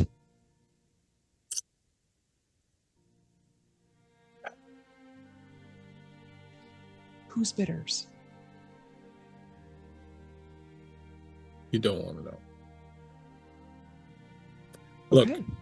I appreciate you taking the time to bring this up here. And I'll make sure it gets delivered, that bidders knows it's here. But between you, me, and supporting post over there, just don't ask. Don't worry about bidders. Just stay clear of it. He didn't earn that nickname thanks to his sunny disposition, if you know what I mean. Right. Huh. Okay. I'll do my bit, and I won't tell him who delivered this. That I guess that's probably for the best. Yeah, because last time he got a letter that was marked urgent. Didn't end well for several people. They always try to kill the messenger. Quite literally. Yeah. He's been known to pursue messengers for days. He's a little bitter. Can I? You're not Can the I usual try guy, to- right? No, I am not. After what happened last time, I'm not surprised. Mm-hmm. I'm very aware of what happened last time. Mm-hmm. Can I maybe make Don't an let it insight taint how check? you see the people here, though. It's just bitters. Okay. Oh boy. I think he's. Oh no, that's not him. Okay, cool. He reaches down, Okay. pulls out a rag, and mops his mouth. Hold on. I need to roll insight. Is he fucking with me? This is what I need to know. That's a 13. Not bad. You're pretty certain he's fucking with you, but at the same time, you're pretty certain he's not. Okay. Yeah. I mean, he's got a look of someone that fuck with you, but he's also got a Yeah. bit of fear in his eyes right now. So it's kind of like, could go either way. Great. Well, I mean, I don't want to stick around and get either of us in trouble with Mr. Bitters, but could I have? Oh, don't worry, I got a receipt? system. When he gets a letter, I see that box there, and you see there's like a little box, like a little strong box. I just put it on that, and I go outside of town, and I leave it outside of town with a rock on, and then I let him know it's there. So by the time he walks back to town, usually he's calmed down. I don't know if I believe you. I'll Did just anyone see you take. bring in this letter? Because I can be discreet, but you know, I don't want to like make this a bigger thing than it really is. Don't then. No, I'll just have my receipt and be on the way. Oh yeah, your And- receipts. Yes, please. You know which carrying company you with? The Fleetfoot carriers. Oh yeah. Abigail sends her love. Yeah. Those are usually the worst. For bidders, not everybody else, of course. All right, look. I predated it so that it looks like you left town yesterday. So if ever like you drop this Yeah. or someone finds it or something, Right. bidders gets his hand on it, he's gonna think you left town yesterday. So he's not necessarily gonna go looking for you right now. Okay. Just be careful Yes. out there. You as well. Yeah. And he'll just scurry off. As The you're whole time leaving, thinking like, I have no idea if that was complete. well, as you're malarkey leaving the or- trading post, you hear people whisper, That's the one what brought the letter for bidders this time. Oh, what happened to the other one? I don't know. Maybe he didn't survive. I stuff the receipt like deep in my jacket pocket and like stick to the shadows. Meanwhile, having done your duty,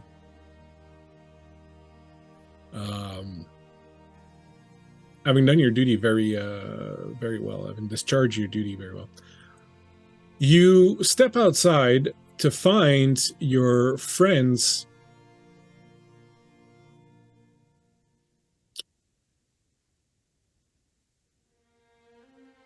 One moment. I found you, friends. Hello. We're not find doing your anything friend. nefarious. Find your friends talking to a man who looks like this. Mm. Just before then, as you went in, you heard a voice calling you, Senwolf. Senwolf. When you turn, you see Talendale, who is the man who is leading the Rangers at the fort here, and he's the one who's responsible for the efforts to take back Fort Nosterrain. He's sort of the big chief around here, the Commander. boss, the head cheese. Mm-hmm. Talendil, Nice to see you back. Road was all right. it was great. It was excellent. It was not of challenge in any particular way. Glad Even to the hear. weather We held heard that for there us. were some landslides up by the cutoff there. Glad to see it Yeah. didn't hinder you none. No, we skirted the forest and the edges as best we could. So I Glad didn't to see hear. that. So glad to hear that we avoided it. You bring anything back worth of note aside from a couple new companions? A couple points of interest of things going on east and south mostly. The darkness encroaches. There's very little question. People disappearing, dark agents attacking, confronting people on the roads, wolves. Wolves east, orcs south, perhaps. I haven't seen it. How is But Bree this- then? Is Bree okay? Is Bree in Yes, I any sort do. of situation? No, Bree seems to be holding together. Well, they are in good spirits and in good business, and things seem to be travelers seem to be coming and going. But I am hearing those reports. Yeah. Shadow grows restless then. Okay, one second. You okay, Erica? All right. Shadow grows restless. Your friends then from Bree also? Oh, they are. They just had to come to Norvost to deliver mail. May I ask you a question? You'll step up to Driffa. May I ask you a question? Were you in Bree recently, or were you just arrived in the past few days? I had just arrived in the past few days. So you weren't Why do you around- ask? Well, we heard that there were some strange happenings in Bree not too long ago, and I have someone who came to me looking for some help, and I thought I'd check in with people coming in from Bree just to try and get a reading on the situation to see if this was someone that could be trusted or not. As you bring dark tidings with you, I'm tempted to think that perhaps it would be best for us not to get involved in this particular situation. Well, what's going on, Talendil? These three, my companions of this trip, are traveling together. Perhaps you want to question them all. As he's saying that, Irving, you arrive back on the scene. You're muted. Hi. Irving, Welcome back. this our commander, Talendil, has some questions for people who have been in Bree longer even than I. Pleasure to meet you all. I am Talendale, the captain here. Who might you be? I'm Irving. Good to meet you. Or are you the one who brought the letter for bidders then? Word travels. Yes, I did. Well, law and order rule here. You will be safe. At least whilst you're Jeez. within the walls of this I'm place. I can't I'm vouch s- for outside. What's the Wait. deal with this guy? Wait, why would Irving be in danger from delivering a letter to someone? He cracks a bit of a smile. Just a little joke we've got going on around here to entertain ourselves. Nothing to worry Yeah. about. That's a good Truthfully, He's a one. brewmaster. He's a brewmaster. Uh-huh. And Irving, and you have names? We do. My name's Dreefa. I'm Daywin. Well, pleasure to meet you all. You look a little dusty from the road. Would you like to perhaps step into our headquarters here and warm yourselves by the fire while I ask you a few questions about your stay in Bree, and just to see if you can help perhaps shed a little bit of light on this situation for me? As long as there's a drink involved and maybe some dinner. I can certainly see to that, Master Elf. Please. Thank you. Thank you. He'll guide you into a small, what looks like maybe a barracks kind of thing, but like on the side, there's a little side entrance, and when you go in, there's kind of an office situation. There's a big table with a whole bunch of maps of the area. There are maps and other things like missives and whatnot pinned to the wall. And there's a rack of weapons on one corner, and he's got kind of a big desk that's just kind of overflowing with papers and maps and stuff like that. And there's a couple of benches around. He'll clear up a little bit of place. There's a nice fire going. He'll yell out into the hall to someone to bring some warm drink and some food. And as you kind of settle in, they'll be bringing mulled wine for you and some coffee if that's what you want, also, and some bread and cheese and things of that nature. He'll be taking just sort of general news. Of course, you haven't really been in Bree, so there's not much that you can tell him. He's looking for information about events that occurred a little bit before your arrival. So there's not too much that you can tell him. However, as he's asking you these questions and you're telling him what you can and having the food and whatnot, the door, there's a knock at the door. And before he can move over to, the door opens, and in walks an elven woman.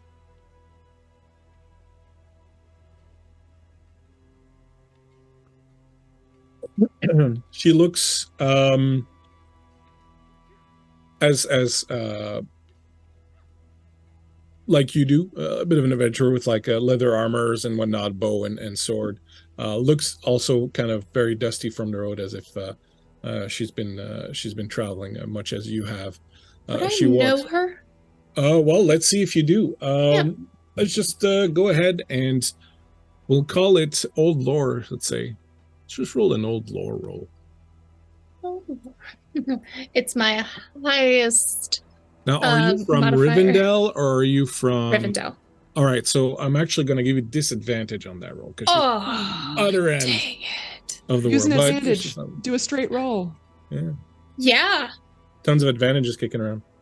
14. Oh, plus my modifier. 20. Dirty 20. Well, that's pretty solid. So I will say that at first when she comes in, you don't necessarily recognize her off the bat, but then you notice a medallion that she has, a clasp on her cloak, and you recognize it as the mark of Círdan the Shipwright, who's the leader of the elves in the west. And once you kind of get that and sort of put that together, you do remember running across her at some point, probably not to the level of being friends or kind of talking too much, but certainly having run across her at some point. Her name, is Arianthi. She is a sort of name's Arianthi Merendiel. She's a sort of agent for Círdan the Shipwright. So she, sort of specifically of the fact that her task is to hunt down artifacts, things of that nature that are tied to Shadow, and to acquire them or bring them back so that they can be disposed of correctly and carefully. There's a lot of stories about several artifacts that are tainted by shadow that are perhaps calling to creatures or things of that nature. And so she's part of a group of people who go around doing that. So you probably kind of ran across her in that. And look, actually, let me say this. You ran across her at some point because she was looking for something that Drifa had found. And while Drifa, you haven't met Arianthi, she would have come to you, they went to ask you questions about it, and then would have been satisfied that the item that you had found was not the one she was looking for, and so would have just sort of left it be. But so Drifa might have heard the name from you in that particular situation. She'll walk in. Sorry. Oh, no. Yeah. Continue. She just walks in and will say, Talendale, I really need to get going on this. I don't have a lot of time to waste. I can appreciate that you're under a lot of strain here. You have a lot going on. I appreciate that. If you can't spare any men, that's fine. But please just let me know so that I can just get going and get this done. I really don't think there's much time to waste. And Talon says, well, I don't think it's a good idea for you to go out to the North Downs on your own, especially if you've never been there. We say there are brigands in the hills, but some of these brigands are really well organized and really well trained and are very dangerous. I wouldn't feel right just sending you out there alone. I'm just trying to get a sense of exactly, well, for lack of a better word, how righteous your cause is. I don't really know you. There's no one to vouch for you. You'll excuse me if... Pardon. I don't mean to totally interrupt. Iranthi, correct? Yes. Have we met? We had once, probably about 2 years back. Drifa, my friend here, found an artifact. You asked me some questions. The bone mask. Yes. The bone mask. Yes, we determined it wasn't exactly what you were looking for. Yes, it was not. Did you find what you were looking for? Yes, I did. Daywin. Yes, right? that's right. Oh, yes. Correct. It's a pleasure to meet you, and she'll come over and give you whatever official elf greeting. Yes. Secret handshake thing. It's a pleasure to see you again, Daywin. Yes, I ended up being able to trace it near Tharbad, in fact, and which led me to this particular situation I'm in now. I'm looking for something else, another item, and I believe that someone from Bree has it and is currently in the North Downs. So I'm looking for assistance in tracking this particular man down. Oh, I understand. All right. Handil, I can vouch for Iranthi here. We've met each other before. There's a, kind of an unspoken between elves and learning and understanding trust. I can give my vouch, but not to speak for the entire party, she kind of looks around, but our current task has been completed. We are open for a hire, shall we say, if you need any assistance. I would be glad of it. However, you should know what you're getting into. The item and the men I'm looking for are quite dangerous. I wouldn't want you to sign up for something without really knowing what's happening. And Talendale says, plus, I don't really have men to spare to guide you up there. I still don't think that that's a good idea. I'll volunteer, Talendale, if you're amenable to it. I've already traveled with these people, and I've just arrived. You haven't missed me for several days, perhaps a few more, if it would ease your conscience. And what about your other companions, Drifa and Irving? Yes. Well, to be honest, I got a couple more questions. Mm-hmm. You said did you say you went down south looking for this thing you're looking for? Oh, no, I was looking for something else. I was looking for a mask, which I found in Tharbad. But while I was in Tharbad, I picked up rumors of another item that was making the rounds, passing from hand to hand. And I followed those rumors all the way up to Bree recently. The person that was supposed to be holding this item disappeared after some troubles that occurred in Bree. And now I'm looking for him, hoping that he might have more information on this particular artifact that I'm hoping to find. I'm happy to fill you in some if you're interested. It's not like it's state secrets Yes. or anything. I would definitely, I think, would answer some questions we all would have. Are you doing all right, Irving? You look a little frightened. No, I'm up for this. Partly because I don't know that I would make it back home by myself. But Yes. I have enough coin, I think, to, get me places. I would have gotten paid more if we went back, but Coin's a You know. liability heading north. Coin's a liability. I mean, so it's should I just buy a bunch of snacks here then? And Buy some snacks and maybe we can leave find some the lambus remainder. bread. Would last longer. I'd be lucky to find lambus bread in this It's town. true. But I I only have a don't think few you'll left. be able to It's find not any of enough. that here, unfortunately. We do have some great bakers, though. They can certainly make you some whey bread that, while not as filling as lambus bread, will certainly Sure. see you right for a few days up in the Downs, if that's where you're intent on going. Well, Irving, it's like the stories say about Bilbo. You're going on an adventure. I mean, I've been having fun with all of you these last few days, and so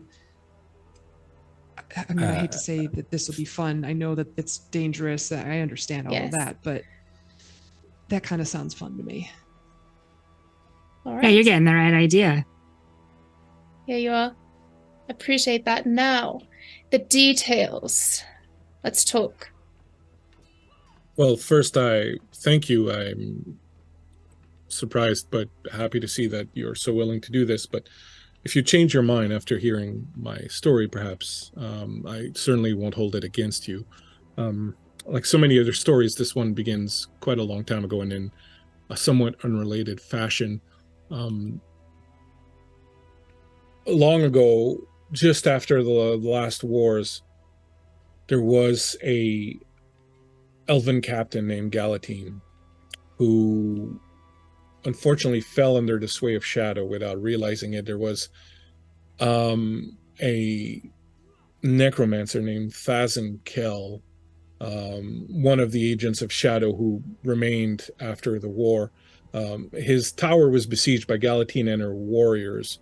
They managed to slay the necromancer. However, one of Galatine's warriors found an artifact, a circlet, and was drawn to it, took it with him. Sometime later, when Galatine realized this, she ordered him to surrender it, and when he wouldn't, she was forced to slay him. The unfortunate side effect of this was that in shedding his blood, Galatine sealed a curse that had been whispered by Thazin Kell moments before his death, that whoever would possess this circlet would see the world around them constantly tainted by shadow, would become distrustful and distrusted of all, and would drive friends and family away. A young man from Bree named Kell Halfmoon unfortunately found this circlet in Tharbad some years later, and it was in pursuit of him and this circlet that I first came to Bree. Once he arrived in Bree, some friends of his were helping him shed this curse, and they managed to do this. However, I became aware while I was there that a local man named Elantil Hardibo was perhaps linked to a group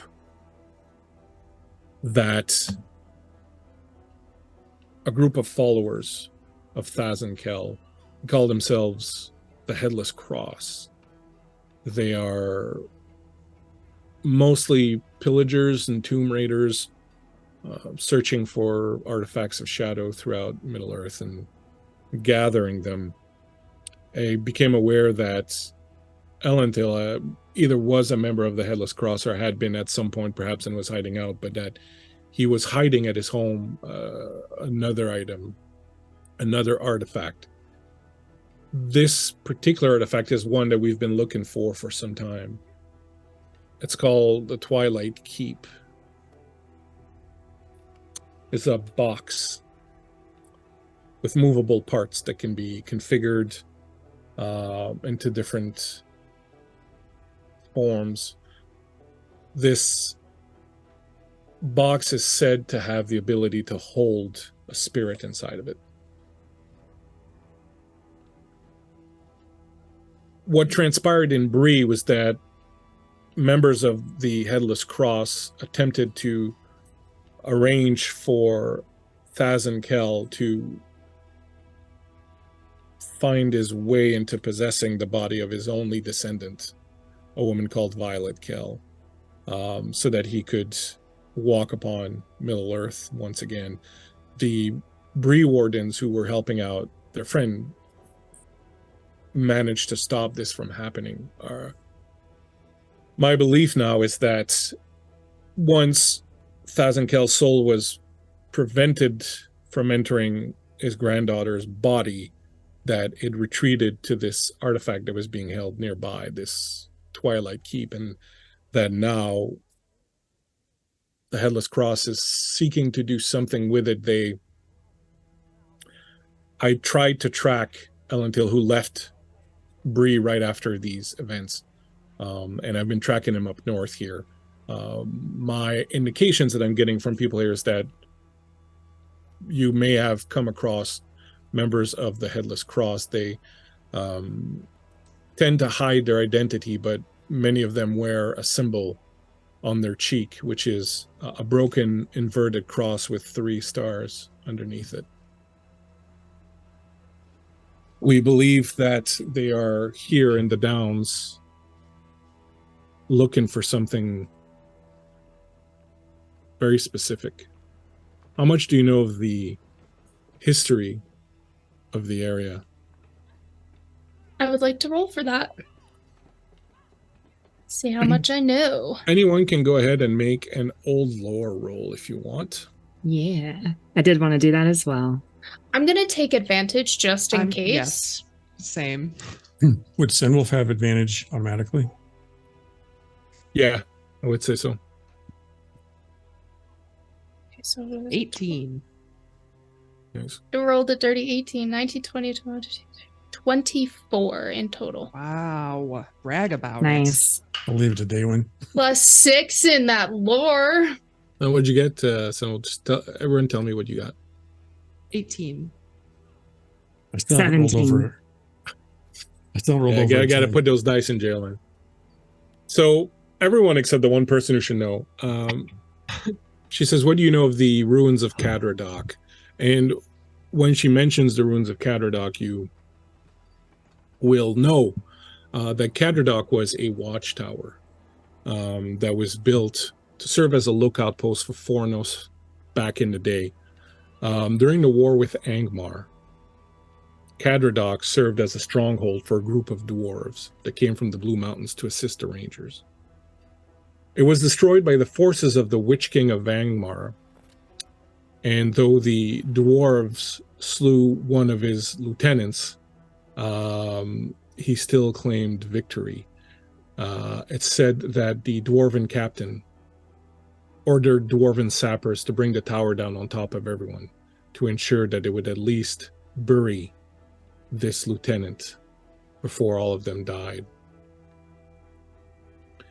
So you would know the story, some of you, and would be able to relate it to your friends who may not have heard of it.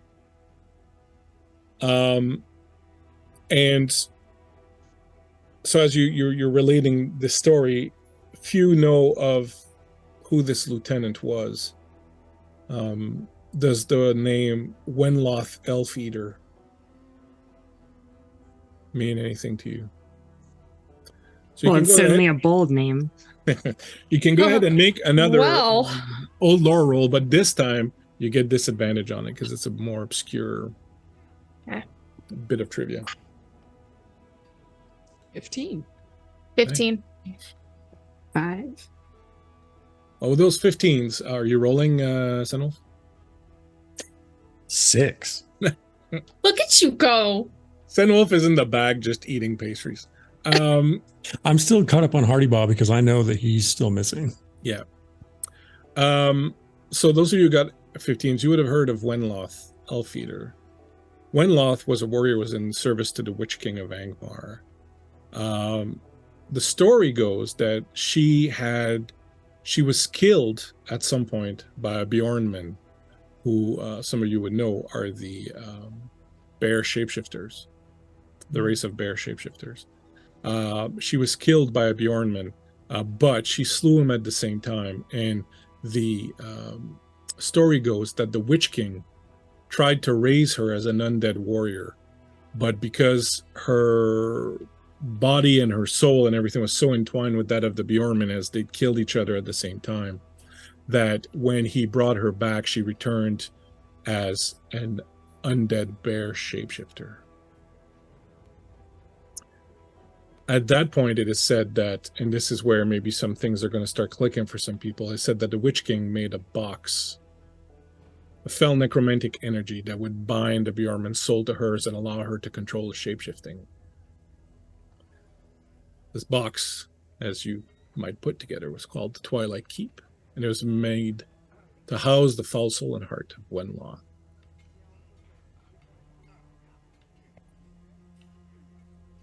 So just for my clarification, so they created the box to bind her soul and the Bjornmen together so that she control their abilities. Yeah.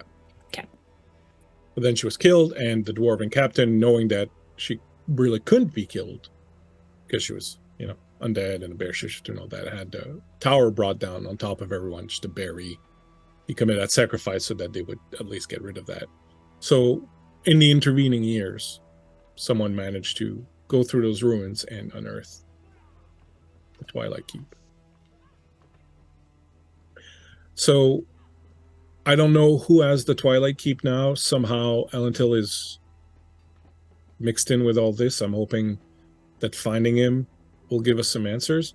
I don't think that the Headless Cross having this artifact is good for anyone. I'm sure whatever dark nefarious purposes they have tied into their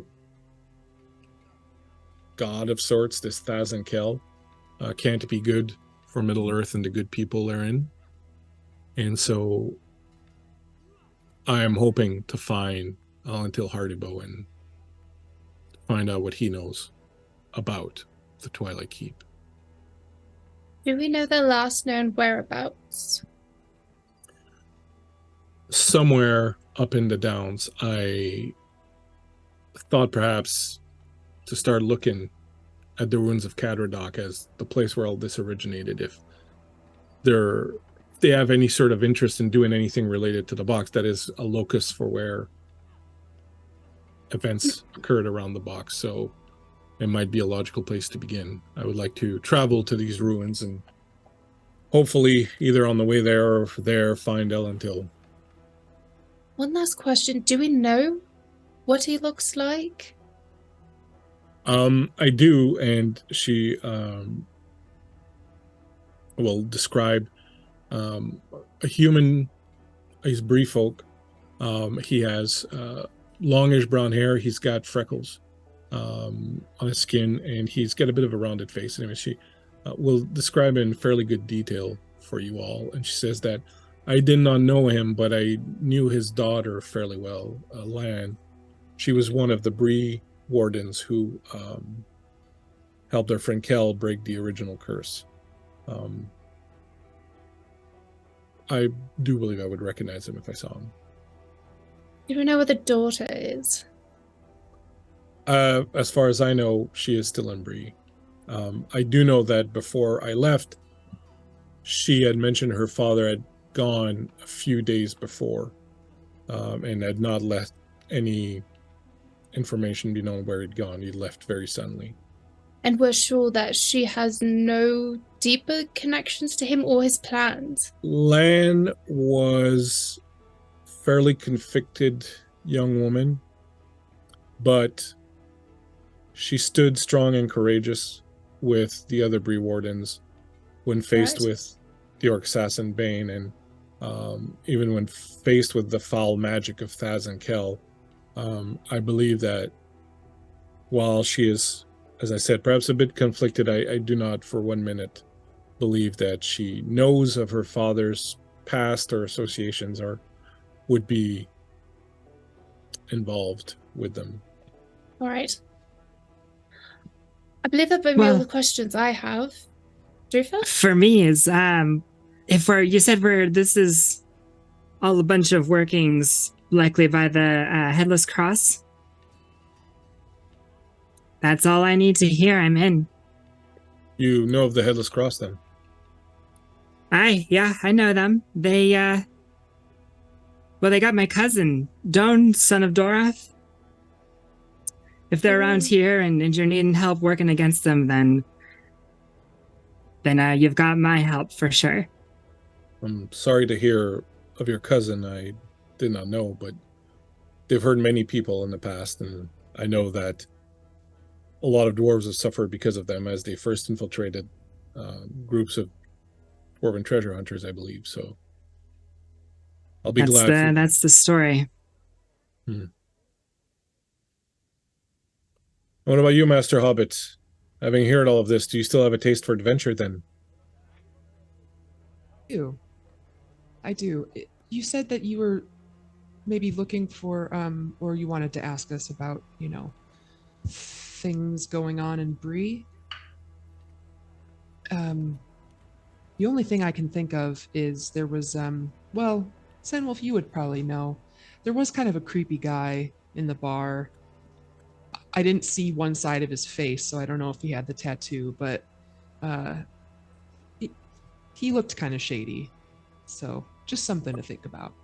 If you're meaning Shady Dave, actually was Shady Dave was at my table, so I'm not one I'm worried about. He had Okay. he had bat skin and kind of a patchy beard, but no more. I know the Headless Cross, the brigands that are terrorizing this place all to the north. Any of them that we can weed out will be good for the Rangers. So I'm happy to help and to guide you there and to lend my axe and bow as needed.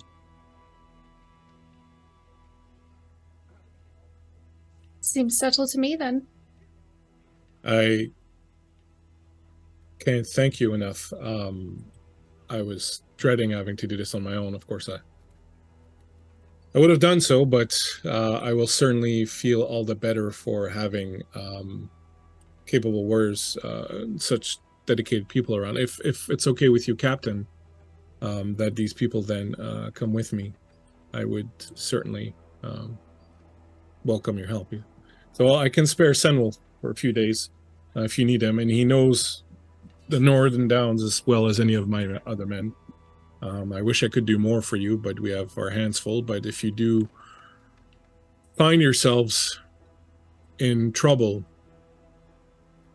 Senwolf knows to blow a horn, and any other rangers in the area will come to your aid if there are any.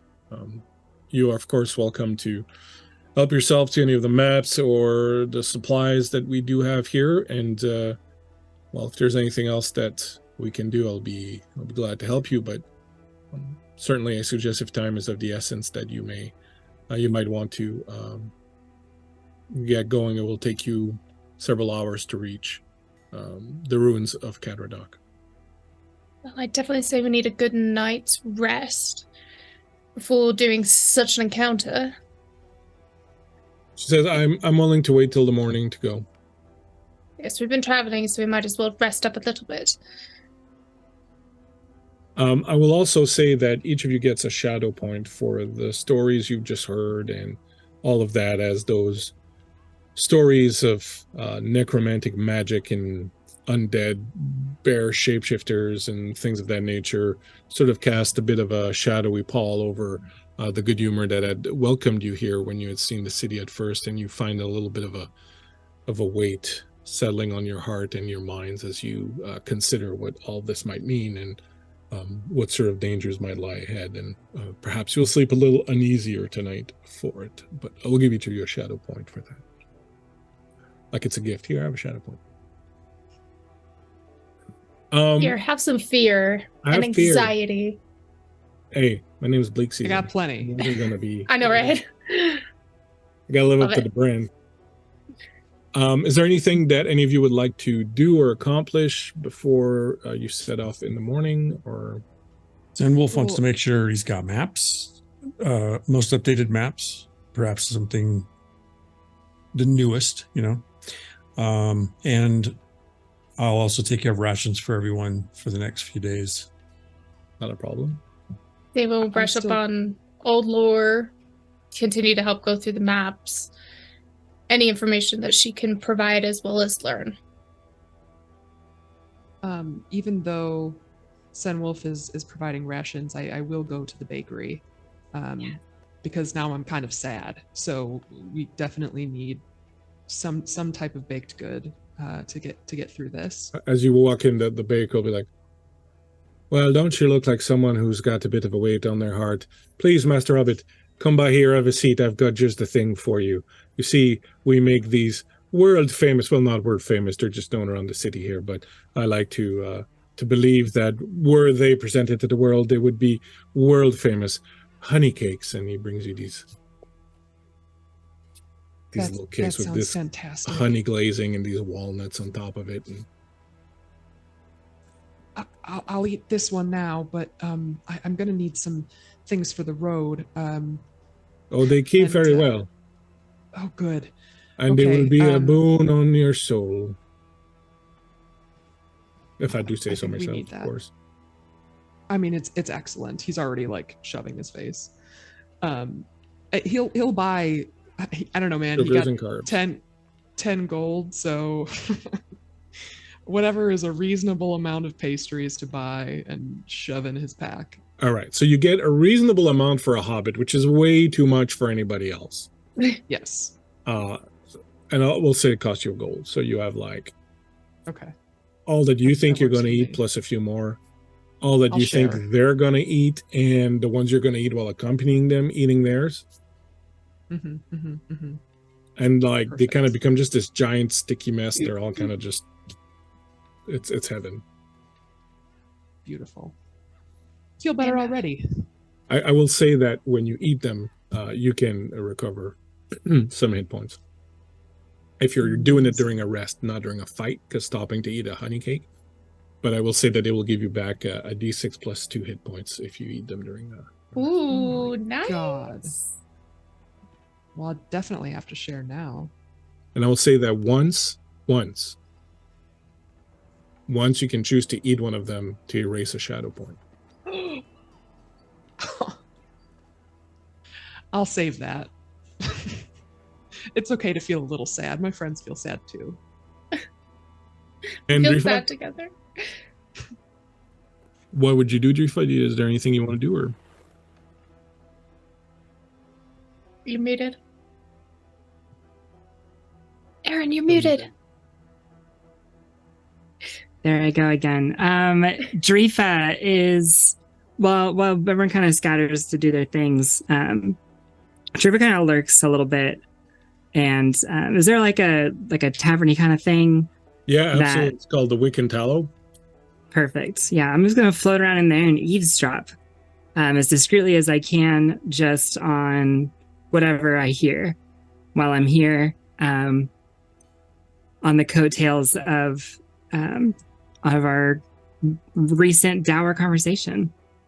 I will say that you pick up on a little bit of chatter amongst the range of the north that talk about how there seems to be kind of two distinct groups, like a major group that's operating in the north of brigands and whatnot, but then there seems to be another group that appears to be part of that group, but that are obviously kind of doing their own thing, that appear to be better better train, and so on and so forth, you will hear something that you find perhaps a little bit upsetting, but there are apparently in this group a number of dwarves. Number of dwarves in the bandit Most are group? human, but there are a number of dwarves also. That is upsetting. But of course, I'll keep to myself when I hear that information and keep sipping whatever drink I got to keep myself looking busy. Not a problem. You can get as sauced or as non-sauced as you want. I will say then that you spend the rest of the evening resting, gathering your wits about you, making sure you have all the gear you need. Arianthi will hang out with you. She will tell you the stories, some of the stories of things she's done. She's been running around for a long time, and she'll tell you a bit more about her stories in Bree recently and sort of what happened.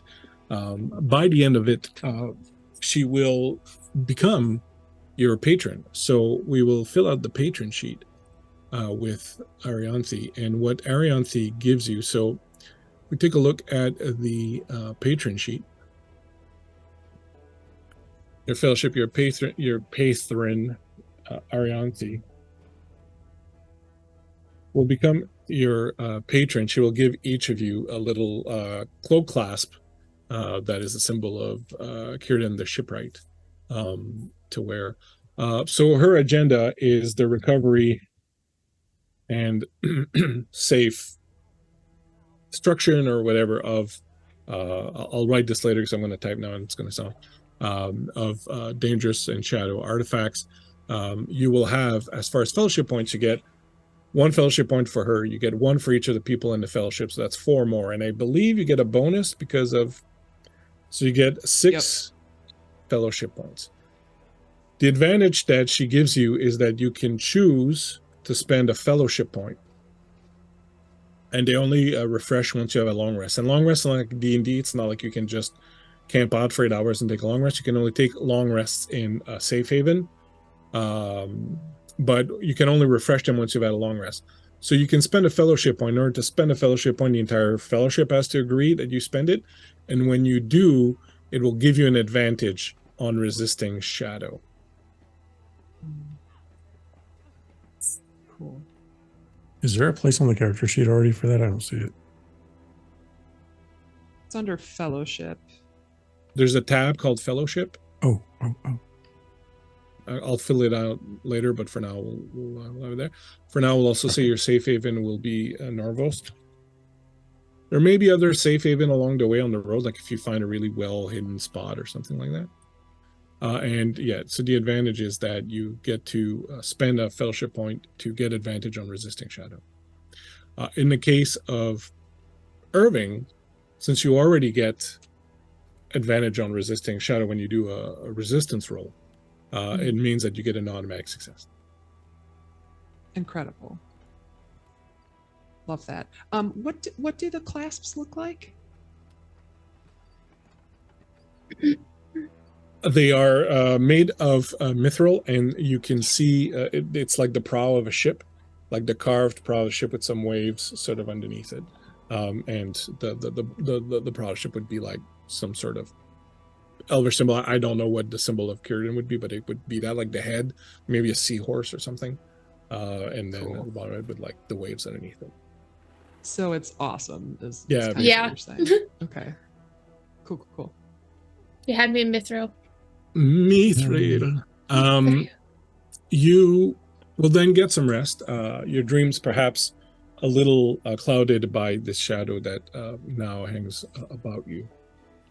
You will, in the morning, bright and early, find Arianthi waiting for you all outside. It's not a good idea to travel by horse up into the Downs, so you'll be going by foot, but it's only a few hours walk away from where you are. The weather appears to be holding. It's still overcast, but it hasn't snowed anymore. And you find yourselves on the road again, not too long after having already arrived here in Norvost, heading into the North Downs. The North Downs are a series of dun-colored hills There are a few trees scattered here and there, but not a lot of them. And especially at this time of year, the ones you do see really don't have any foliage. It's a very dreary place. As you walk, the road almost completely disappears at some point, and you find yourselves just really walking along this sort of wet, splotchy, brown, short grass for most of it, and a lot of the areas are very kind of rocky and dirt also. And it's hard to see how this land used to be the prized land of the ancient kings up here, right? Obviously. So you can kind of tell how years under the rule of shadow and neglect and so forth have really drained the land itself of its vitality and a lot of its beauty. And Senwolf, you're used to this. You've done several sorties out into the downs, of course, but every time you do, perhaps it gives you a little bit of a twinge in the heart to see what has become of your ancestral homeland, how ill-used it has been, and certainly is likely to reinforce your desire to want to reclaim it and to sort of set it back to its former glory. I find myself oddly inspired or oddly moved to glance at Irving, who brings such positivity to all things. And I stop and I take a rag from my materials and I get a bit of water on it and I kneel down in front of Irving and I say, it looks like you've gotten into Arlo's world famous honey cakes. If I may, you have some on your face. And dab at a bit of honey. Yeah. It's kind of everywhere. It's good though. I've got some for everybody. Excellent. You're reminded of a couple of days earlier when you had all that stamp glue on your hands. It's basically the same effect right now. Your sleeves are just glued to your I hand you the rag. You can keep that to keep your hands clean in your face if you need it. Thank you. Thank you so much. Drifa, I will not be doing that to you. You're on your own. As I would like to be. Good. Setting expectations. Leave it to the ranger, of course. Checks out. I hear that. Hear everything. You have a good ear, don't you? It's part of what helps me survive in this environment. Yeah, it's no offense taken. The Rangers have had such a reputation among the other people of various communities, and I don't rightly know even among the elves and dwarfs, but we take no offense. Being misunderstood is not the same thing as being despised or cast aside. And I definitely meant no harm. I just was curious, more like. None at all. None taken. But yeah, anyway, I find myself in an odd humor this morning. It's lovely. We all had weird night sleeps, I'm assuming. Still seem to be in that kind of mood, but the darkness encroaches. Something for us to keep an eye on. Yes. Always keep your wits and humor about you. You'll be fine. Shadows are indeed moving, Arianthe says. I've seen several things in the past few weeks around Bree alone that settle uneasily on the heart. I heard the same. There's some powers gathering in the east that are foul. And in many of the stories that you told Talendel, I heard as well.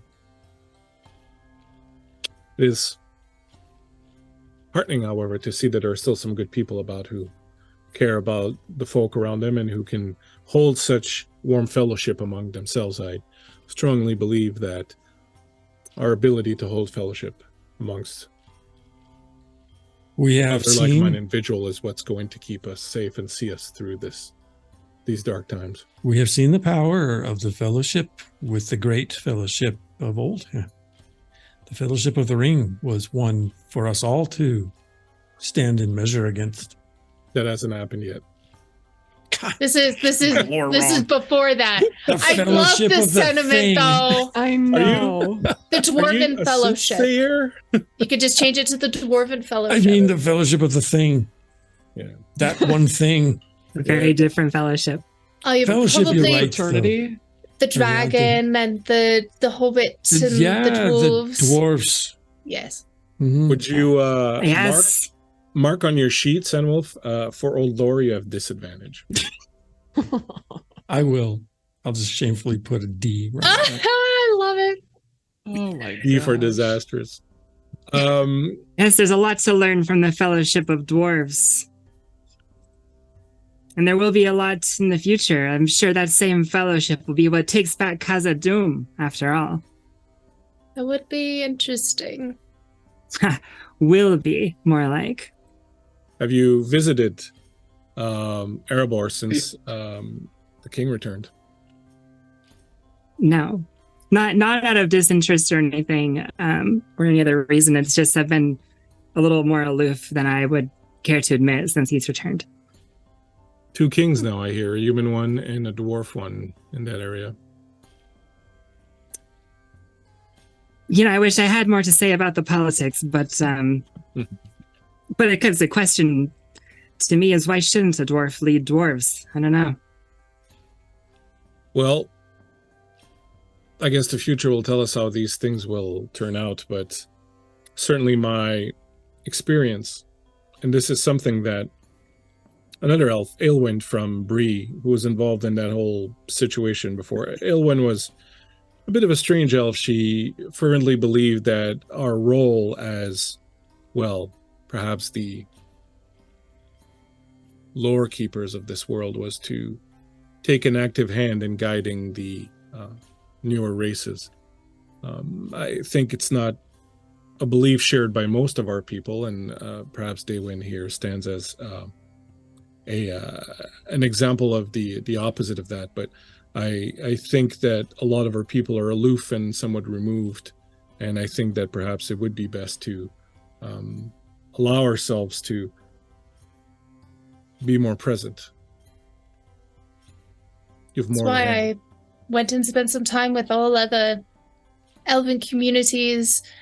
And you know, Thranduil is really a decent ruler. Just Indeed. I also have Like, traveled far. eyes Drifa trying to get a reaction. There's not much. There's a little bit of kind of the blankness of ignorance, actually. She's just kind of, we'll talk later. This will be fun. We'll talk later. Anyways, my apologies. No, I was simply agreeing with you that I've traveled far and wide also and met peoples from different places, and there's much to learn from everyone. And sometimes, and she kind of spares a glance towards Irving, sometimes it's the least likely that end up surprising you the most. How are those cakes? Good? So good. Do you want one? Everywhere. Sitting on the pony in the back. Are there any left? Plenty. I'm trying to ration them. There'll be enough for everybody. How many have you eaten? I bought enough to cover everybody. And I've Very eaten good, 3. Master Hobbit. And on this discussion of the sweets that may or may not remain in the bottom of Irving's bag, you see a dark cloud on the horizon as you approach in on the edge of a deep ravine, the fortress, what was once Cadredoc, a watchtower, now no more than a mere shadow of its former powerful glory. The tower itself has mostly fallen down into itself. The rest of the fortifications around it are in utter ruins. There appears to linger a aura that you can almost taste and smell of foulness of shadow that permeates the entire area. The ground itself is cracked in several places. The trees are sick, ill, twisted, lacking all sorts of foliage. The rock itself has this dark gray sheen to it that makes it look very kind of brutal, and it's almost as if the land itself has pulled up this most horrifying mask for itself to sort of display to the world how it's feeling on the inside, having been soiled so long ago by the dark magic of the Witch King of Angmar and his followers. You approach by one of the two paths that lead up to the escarpment where the tower is built. As you travel up, you can almost hear the sounds of battle from days of yore, the sounds of the dead screaming, the wounded and injured pleading, the maniacal laughing of the forces of the Witch King as they gleefully slew the dwarves who valiantly fought and gave their lives here. You see Drifa hanging still, tattered, rotten, almost unrecognizable, a banner from the Blue Mountains, knowing that those cousins of yours, that the dwarves of the Blue Mountains, gave their lives here to fight for essentially a kingdom of men. There is this weight that settles over everybody, and I will ask everyone to make a charisma check, a charisma save, rather. It is a save versus shadow, so you can choose to use some points if you want, and you do have advantage, Irving, against... I do too. There you go. So make a charisma save. Your DC will be 14 on this. I'm glad I had advantage. I went from 2 to 20. Nat 20. The 15. Nice. I want to say really quick that as this moment is happening, as this shadow's washing over each of us, it happens as Drifa is kneeling with like her axe in hand, kneeling down in front of that torn banner. I got a 4. Well, I didn't do quite that bad, but I got under 10. I got a 7. Anyone who got 14 or above, you take 1 shadow. Everyone who got less than 14, you take 2 shadows. As a dark shadow just passes over you and lingers behind in your soul and your heart, as that aura of just needless pain, war, bloodshed of the area permeates everything and sort of seeps in almost through your pores. I'm inclined to think that Senwolf is susceptible, in fact, to that influence, because I face it over and over and over again, and it's a motivator as much as an oppressor. Indeed. Daywin will stand by Drifa and just put her hand on her shoulder, kind of squeeze it slightly, but not say anything. And Drifa takes a good moment with her head down, just in that moment of reverence and just processing, really feeling what the dwarves lost with that banner there and all the others in their tragic history before she stands. There's also the nobility of the sacrifice that rings through here and that permeates this, and you kind of latch on to that. I don't want you to think that your character is feeling just hopelessness and darkness here. There is still some strength and some nobility and some good here because of that act of sacrifice, but that act of sacrifice was required, is perhaps. And I sing out loud the words in tune to when the hammer falls, instead of just humming the song as usual. I will say that as you do that, your heart regains some of its strength, and you, in fact, take only 1 shadow instead of 2, even though you fail the roll, as you steel yourself against these dark thoughts and find resonance in the music of your people. Only the rangers that have lost here in this dark place. It is not only the rangers that suffer at the hands of Shadow.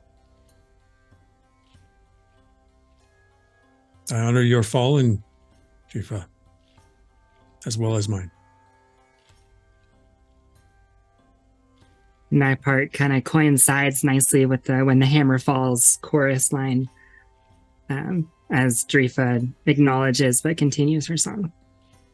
Nice. As you approach the ruins, it's almost as if night has fallen. You know it's not even midday yet, but as you step close to the ruins, you feel this darkening of the area around you. The light from the sky, whatever sunlight manages to get through the heavy layers of clouds, seems to falter as it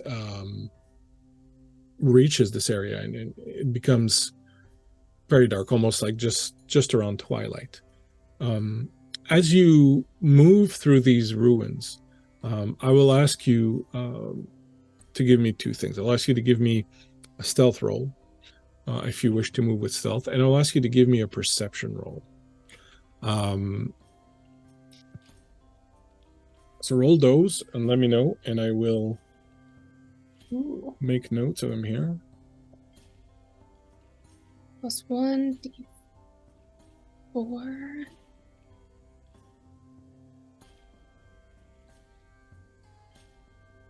Oh, quick question. Does our advantage that's been gifted to us, does that carry over, or does it carries over? The only thing that doesn't Okay. stack is the daily one. So, like you keep track of the ones that get given to you from chat and the daily one. Because if you don't use any, the next time you don't get that daily one. If that makes Gotcha. any sense. Okay. I've got 12 stealth.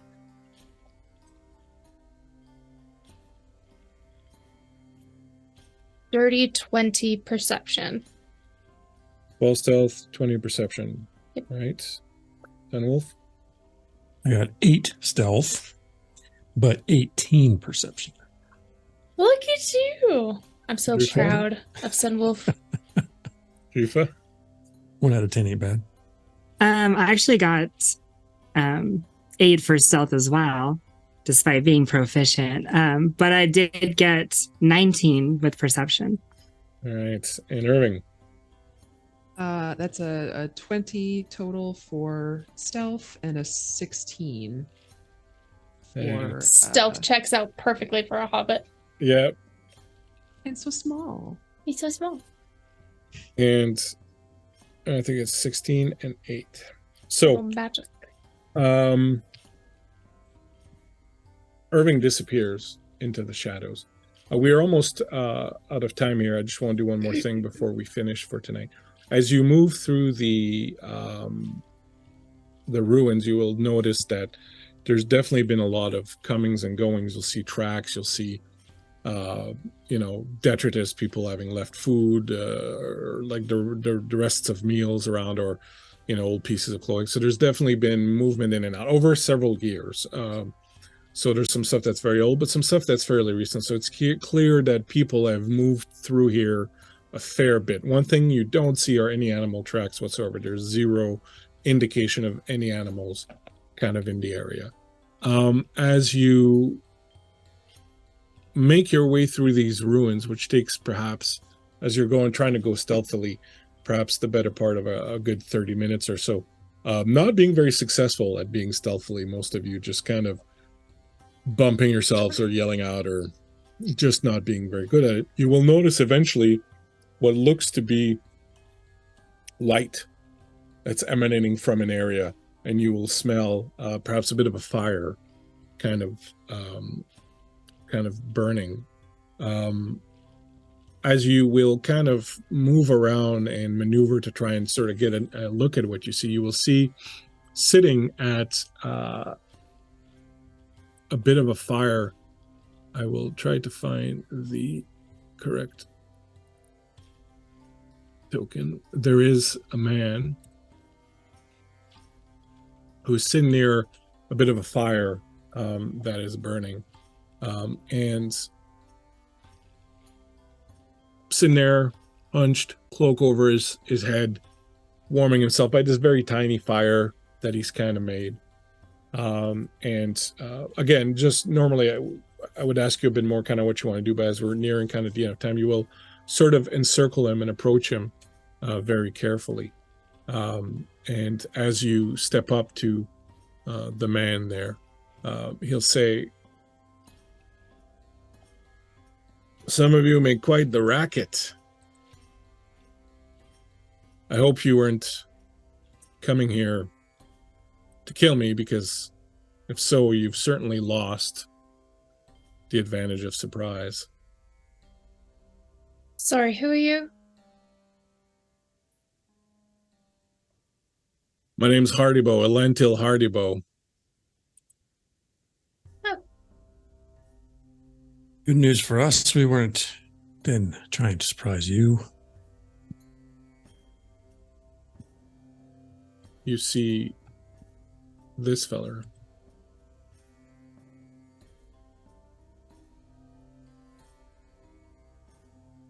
Who gets up, pushes back the hood. With the perception checks that you've made, you will notice that he has no marks on his face. And as he gets up and pulls back his hood, he goes, well, good. Now that you're here, maybe we can go down and stop them from doing what it is that they're doing. You're not part of them? I was a long time ago. I learned the error of my ways also a long time ago, and, well, tried to lead a different life, but it seems like some lives can't be left behind. You're the farmer from Bree. I am. So you didn't disappear. You left. I did. You ran. And sorry. You ran. Why? To get away from them? No, Something- because a few weeks ago, an agent from the Headless Cross, an orc named Bane, came to my door asking for something that I had that he wanted. An orc. Indeed. Fierce one, too. I told him it would take me some time to retrieve it, and when he said he had other business to take care of in Bree, once he left me alone, I went to my hiding place to find the item and found it gone. I came up here hoping to find it, and I do believe that is very near, somewhere in this crypt. There are a group from the Headless Cross. We're here with a very specific purpose in mind. Think I can name the item that you're missing? Can you then? It happened to be called the Twilight Keep. Aye. Mm, And if you know what it is, then you know what it does. heard. We do. Perhaps you know what it contains also now. Heard. And then perhaps you can intuit what they might be wanting to do with that. Some idea? They have a soul. Soul of a fairly powerful necromancer. But the soul is without a body. It just so happens that deep below this rubble is the body of an undead bear shapeshifter. Yes. So if you are willing to lend a hand, perhaps we might make our way down there and interrupt their activities. I want a vibe check. Vibe check away.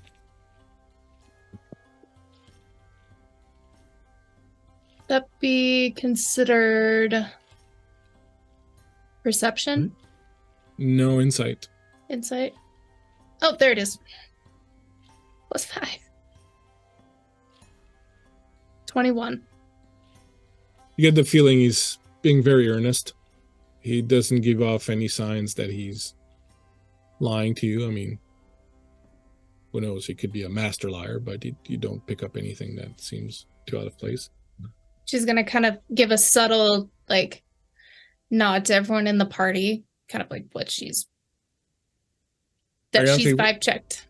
Arianthe will say, I met your daughter, Lan. She was good sorts. If there's any of that in you, then perhaps we can see to this, but you should know that I don't trust you, and I will be keeping an eye on you. He's like, well, I would expect nothing less. But if we're done with checking each other out and talking about it, perhaps we might make our way down there and get this done because, well, I had the feeling they've already started. Look, in my defense, you've got this really big story behind you. Don't you? Don't we all? Stories are how we get to these places. Stories are what make of the world. Once in a while, at a moment like this, we get something that few people are given. The opportunity to write our own story. Up to you to decide whether or not you wish to do that or simply have it written for you. I know what I'm choosing. All right, you make a valid point. I assume you should lead the way. Gladly. And with that, he turns around, stomps on his fire, and heads off into another part of the crypt that you can see where there's an entrance that has been covered by what looks like a frame with some animal skins or something like that. And he moves over and he moves it. And when he does, you see, and I will put a picture here on the thing, and this will be the last thing we deal with tonight. But next to this door that he moves, you can see on the wall symbol.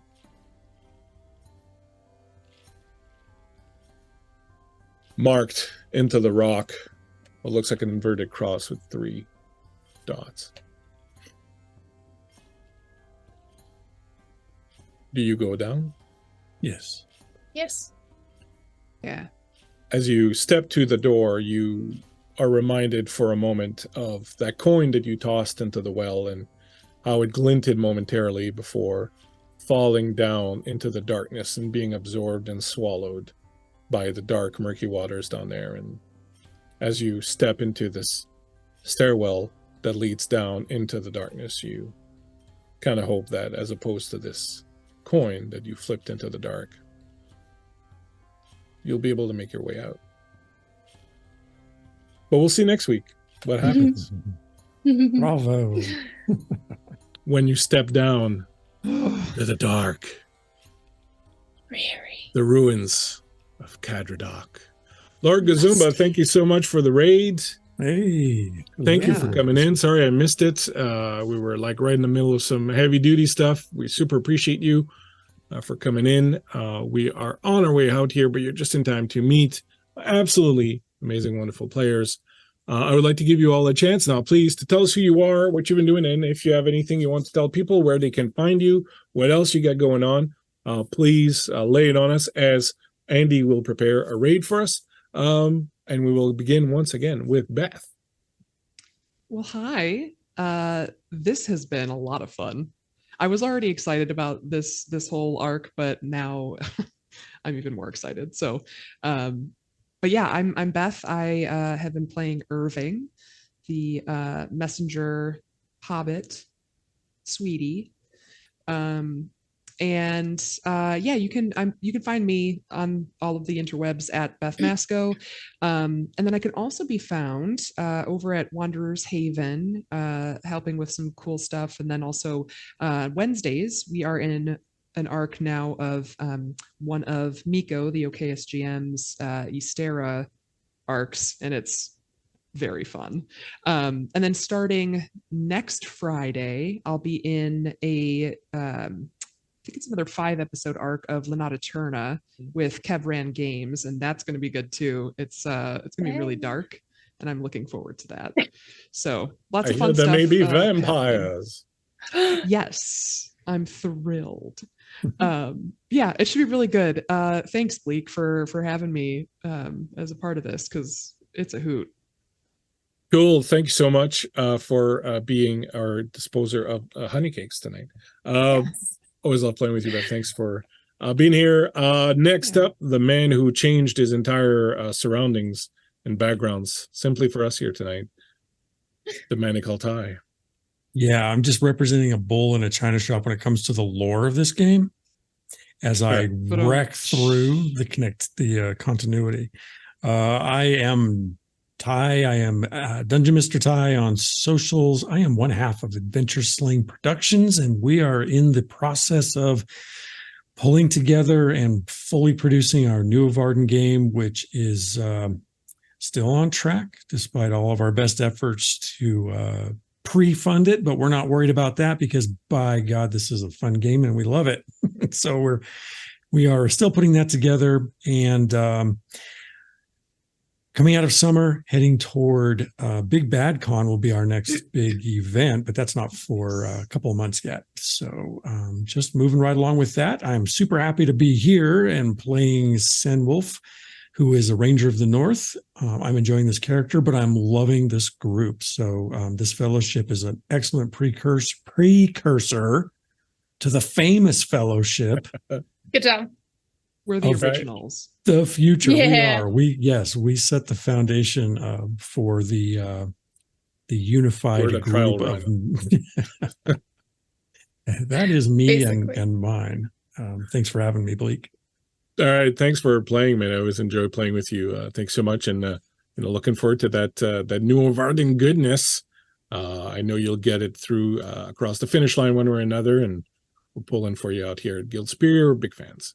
Thank you. And next up would be Aaron, a brand new face here on Yes. on Guild Superior. How are you, Aaron? Are you shocked? Are you okay? Are you? I'm Gonna good. I will return. You will see more of Drifa, the dwarf, as she is. Yes, I had a blast. And it's me, Aaron Vamier, also known out there as Serendipity Do on the socials. I'm finally spreading around. I got a Threads opened. I'm still trying to get a Blue Sky invitation, but I'm around. And I'm the other half of Adventure Sling Productions. And yes, New of Arden will happen. It is a lot of fun to play. It's a lot of fun to make and otherwise be involved in. So, we're still doing that, still making that happen. Also, if you go to adventuresling.com, you can check out our Adventure Sling podcast, which is pretty cool. We have a new episode coming out Friday, assuming production goes how it's supposed to and everything is good. But go check it out, definitely, and see more of what me and Ty are doing. Otherwise, I can't wait to be here next week. It has been so much fun. Thank you so much for having me on, Blake. Cool. Thank you for being here. It's been an absolute pleasure to have you here, and also good luck with the continued efforts for New of Arden. And do check it out, people. The links are in the thing next door. Go check out. We've hosted games before, so you can check that out on our VOD also. And Ty's run games, and Aaron, I think you've run some games also all over, so it's out there. Do check it out. Erica, finally, Hi. the other new face here tonight. Are you returning? I don't know at this point. I'm like, Oh maybe yeah. our lack of Oh yeah. of lore. I love this. No, not at all. This is fantastic. It's wonderful to play within Middle Earth. It is fantastic. But anyways, I'm Erica Ondoin. I have been playing Daywin, and I love putting my elven type characters within the same name realm as me, which is inspired by the River Anduin from Lord of the Rings, that they send Boromir down. But I am the creator of the TTRPG channel Roll D5, ROLE. Kind of a fun twist on roll and roll. We do mainly one-shots of indie RPGs. We want to show everybody that there's more out there than D&D, 5e, 4e, all of the things, that there's lots to play, and we play test friends games and other things, so I'd love to get your game on there. Ty and Aaron would love that. But actually for this month, we are taking a full month off for rest. We've had a crazy past couple of months, and the team really deserves a break. And so we're very excited for that. I am not only going to be coming back for this, but I've also been asked to be on another long-term campaign with Total Party Chaos. That's going to be starting Fridays, I think in like 2 or 3 weeks, something like that. But obviously I'll post all that stuff on social media. Anyways, thanks for thinking of me, and I will absolutely be back. Awesome. Good luck with that next campaign that you're going to be playing. And we went out. You went on this hiatus and this break, and so now you're able to be in this thing. And so I was very overjoyed by that. So thank you so much for being here, for playing with us. Please do check out all these fine people's links. They're all in the chat. Check out their other games. Check out the other place we're playing. All of them are playing with people that we know and love here. It's like this big community that's sort of sprawling and touching each other, not touching each other in a bad way, just sort of, well, you know what I mean. I'm going to stop while I'm ahead. Kind gestures. Kind gestures, like the fact that Erica has just given Aaron a Blue Sky invite. So next we'll have to update your socials there, Aaron. So let us know what that is once you sort that out. So, Absolutely. It's wonderful. A lot of giving and sharing. Thank you so much. The producer has been Andy. Woo! My Great good job. buddy, my pal, handling all this crazy business out here. I'm in the Bleakseason. You can find me at the Bleakseason on Twitter. Bleakseason on Blue Sky. Saturday morning, right here, doing a one-shot Dragonbane at noon Eastern with DM Dave, a bunch of great people.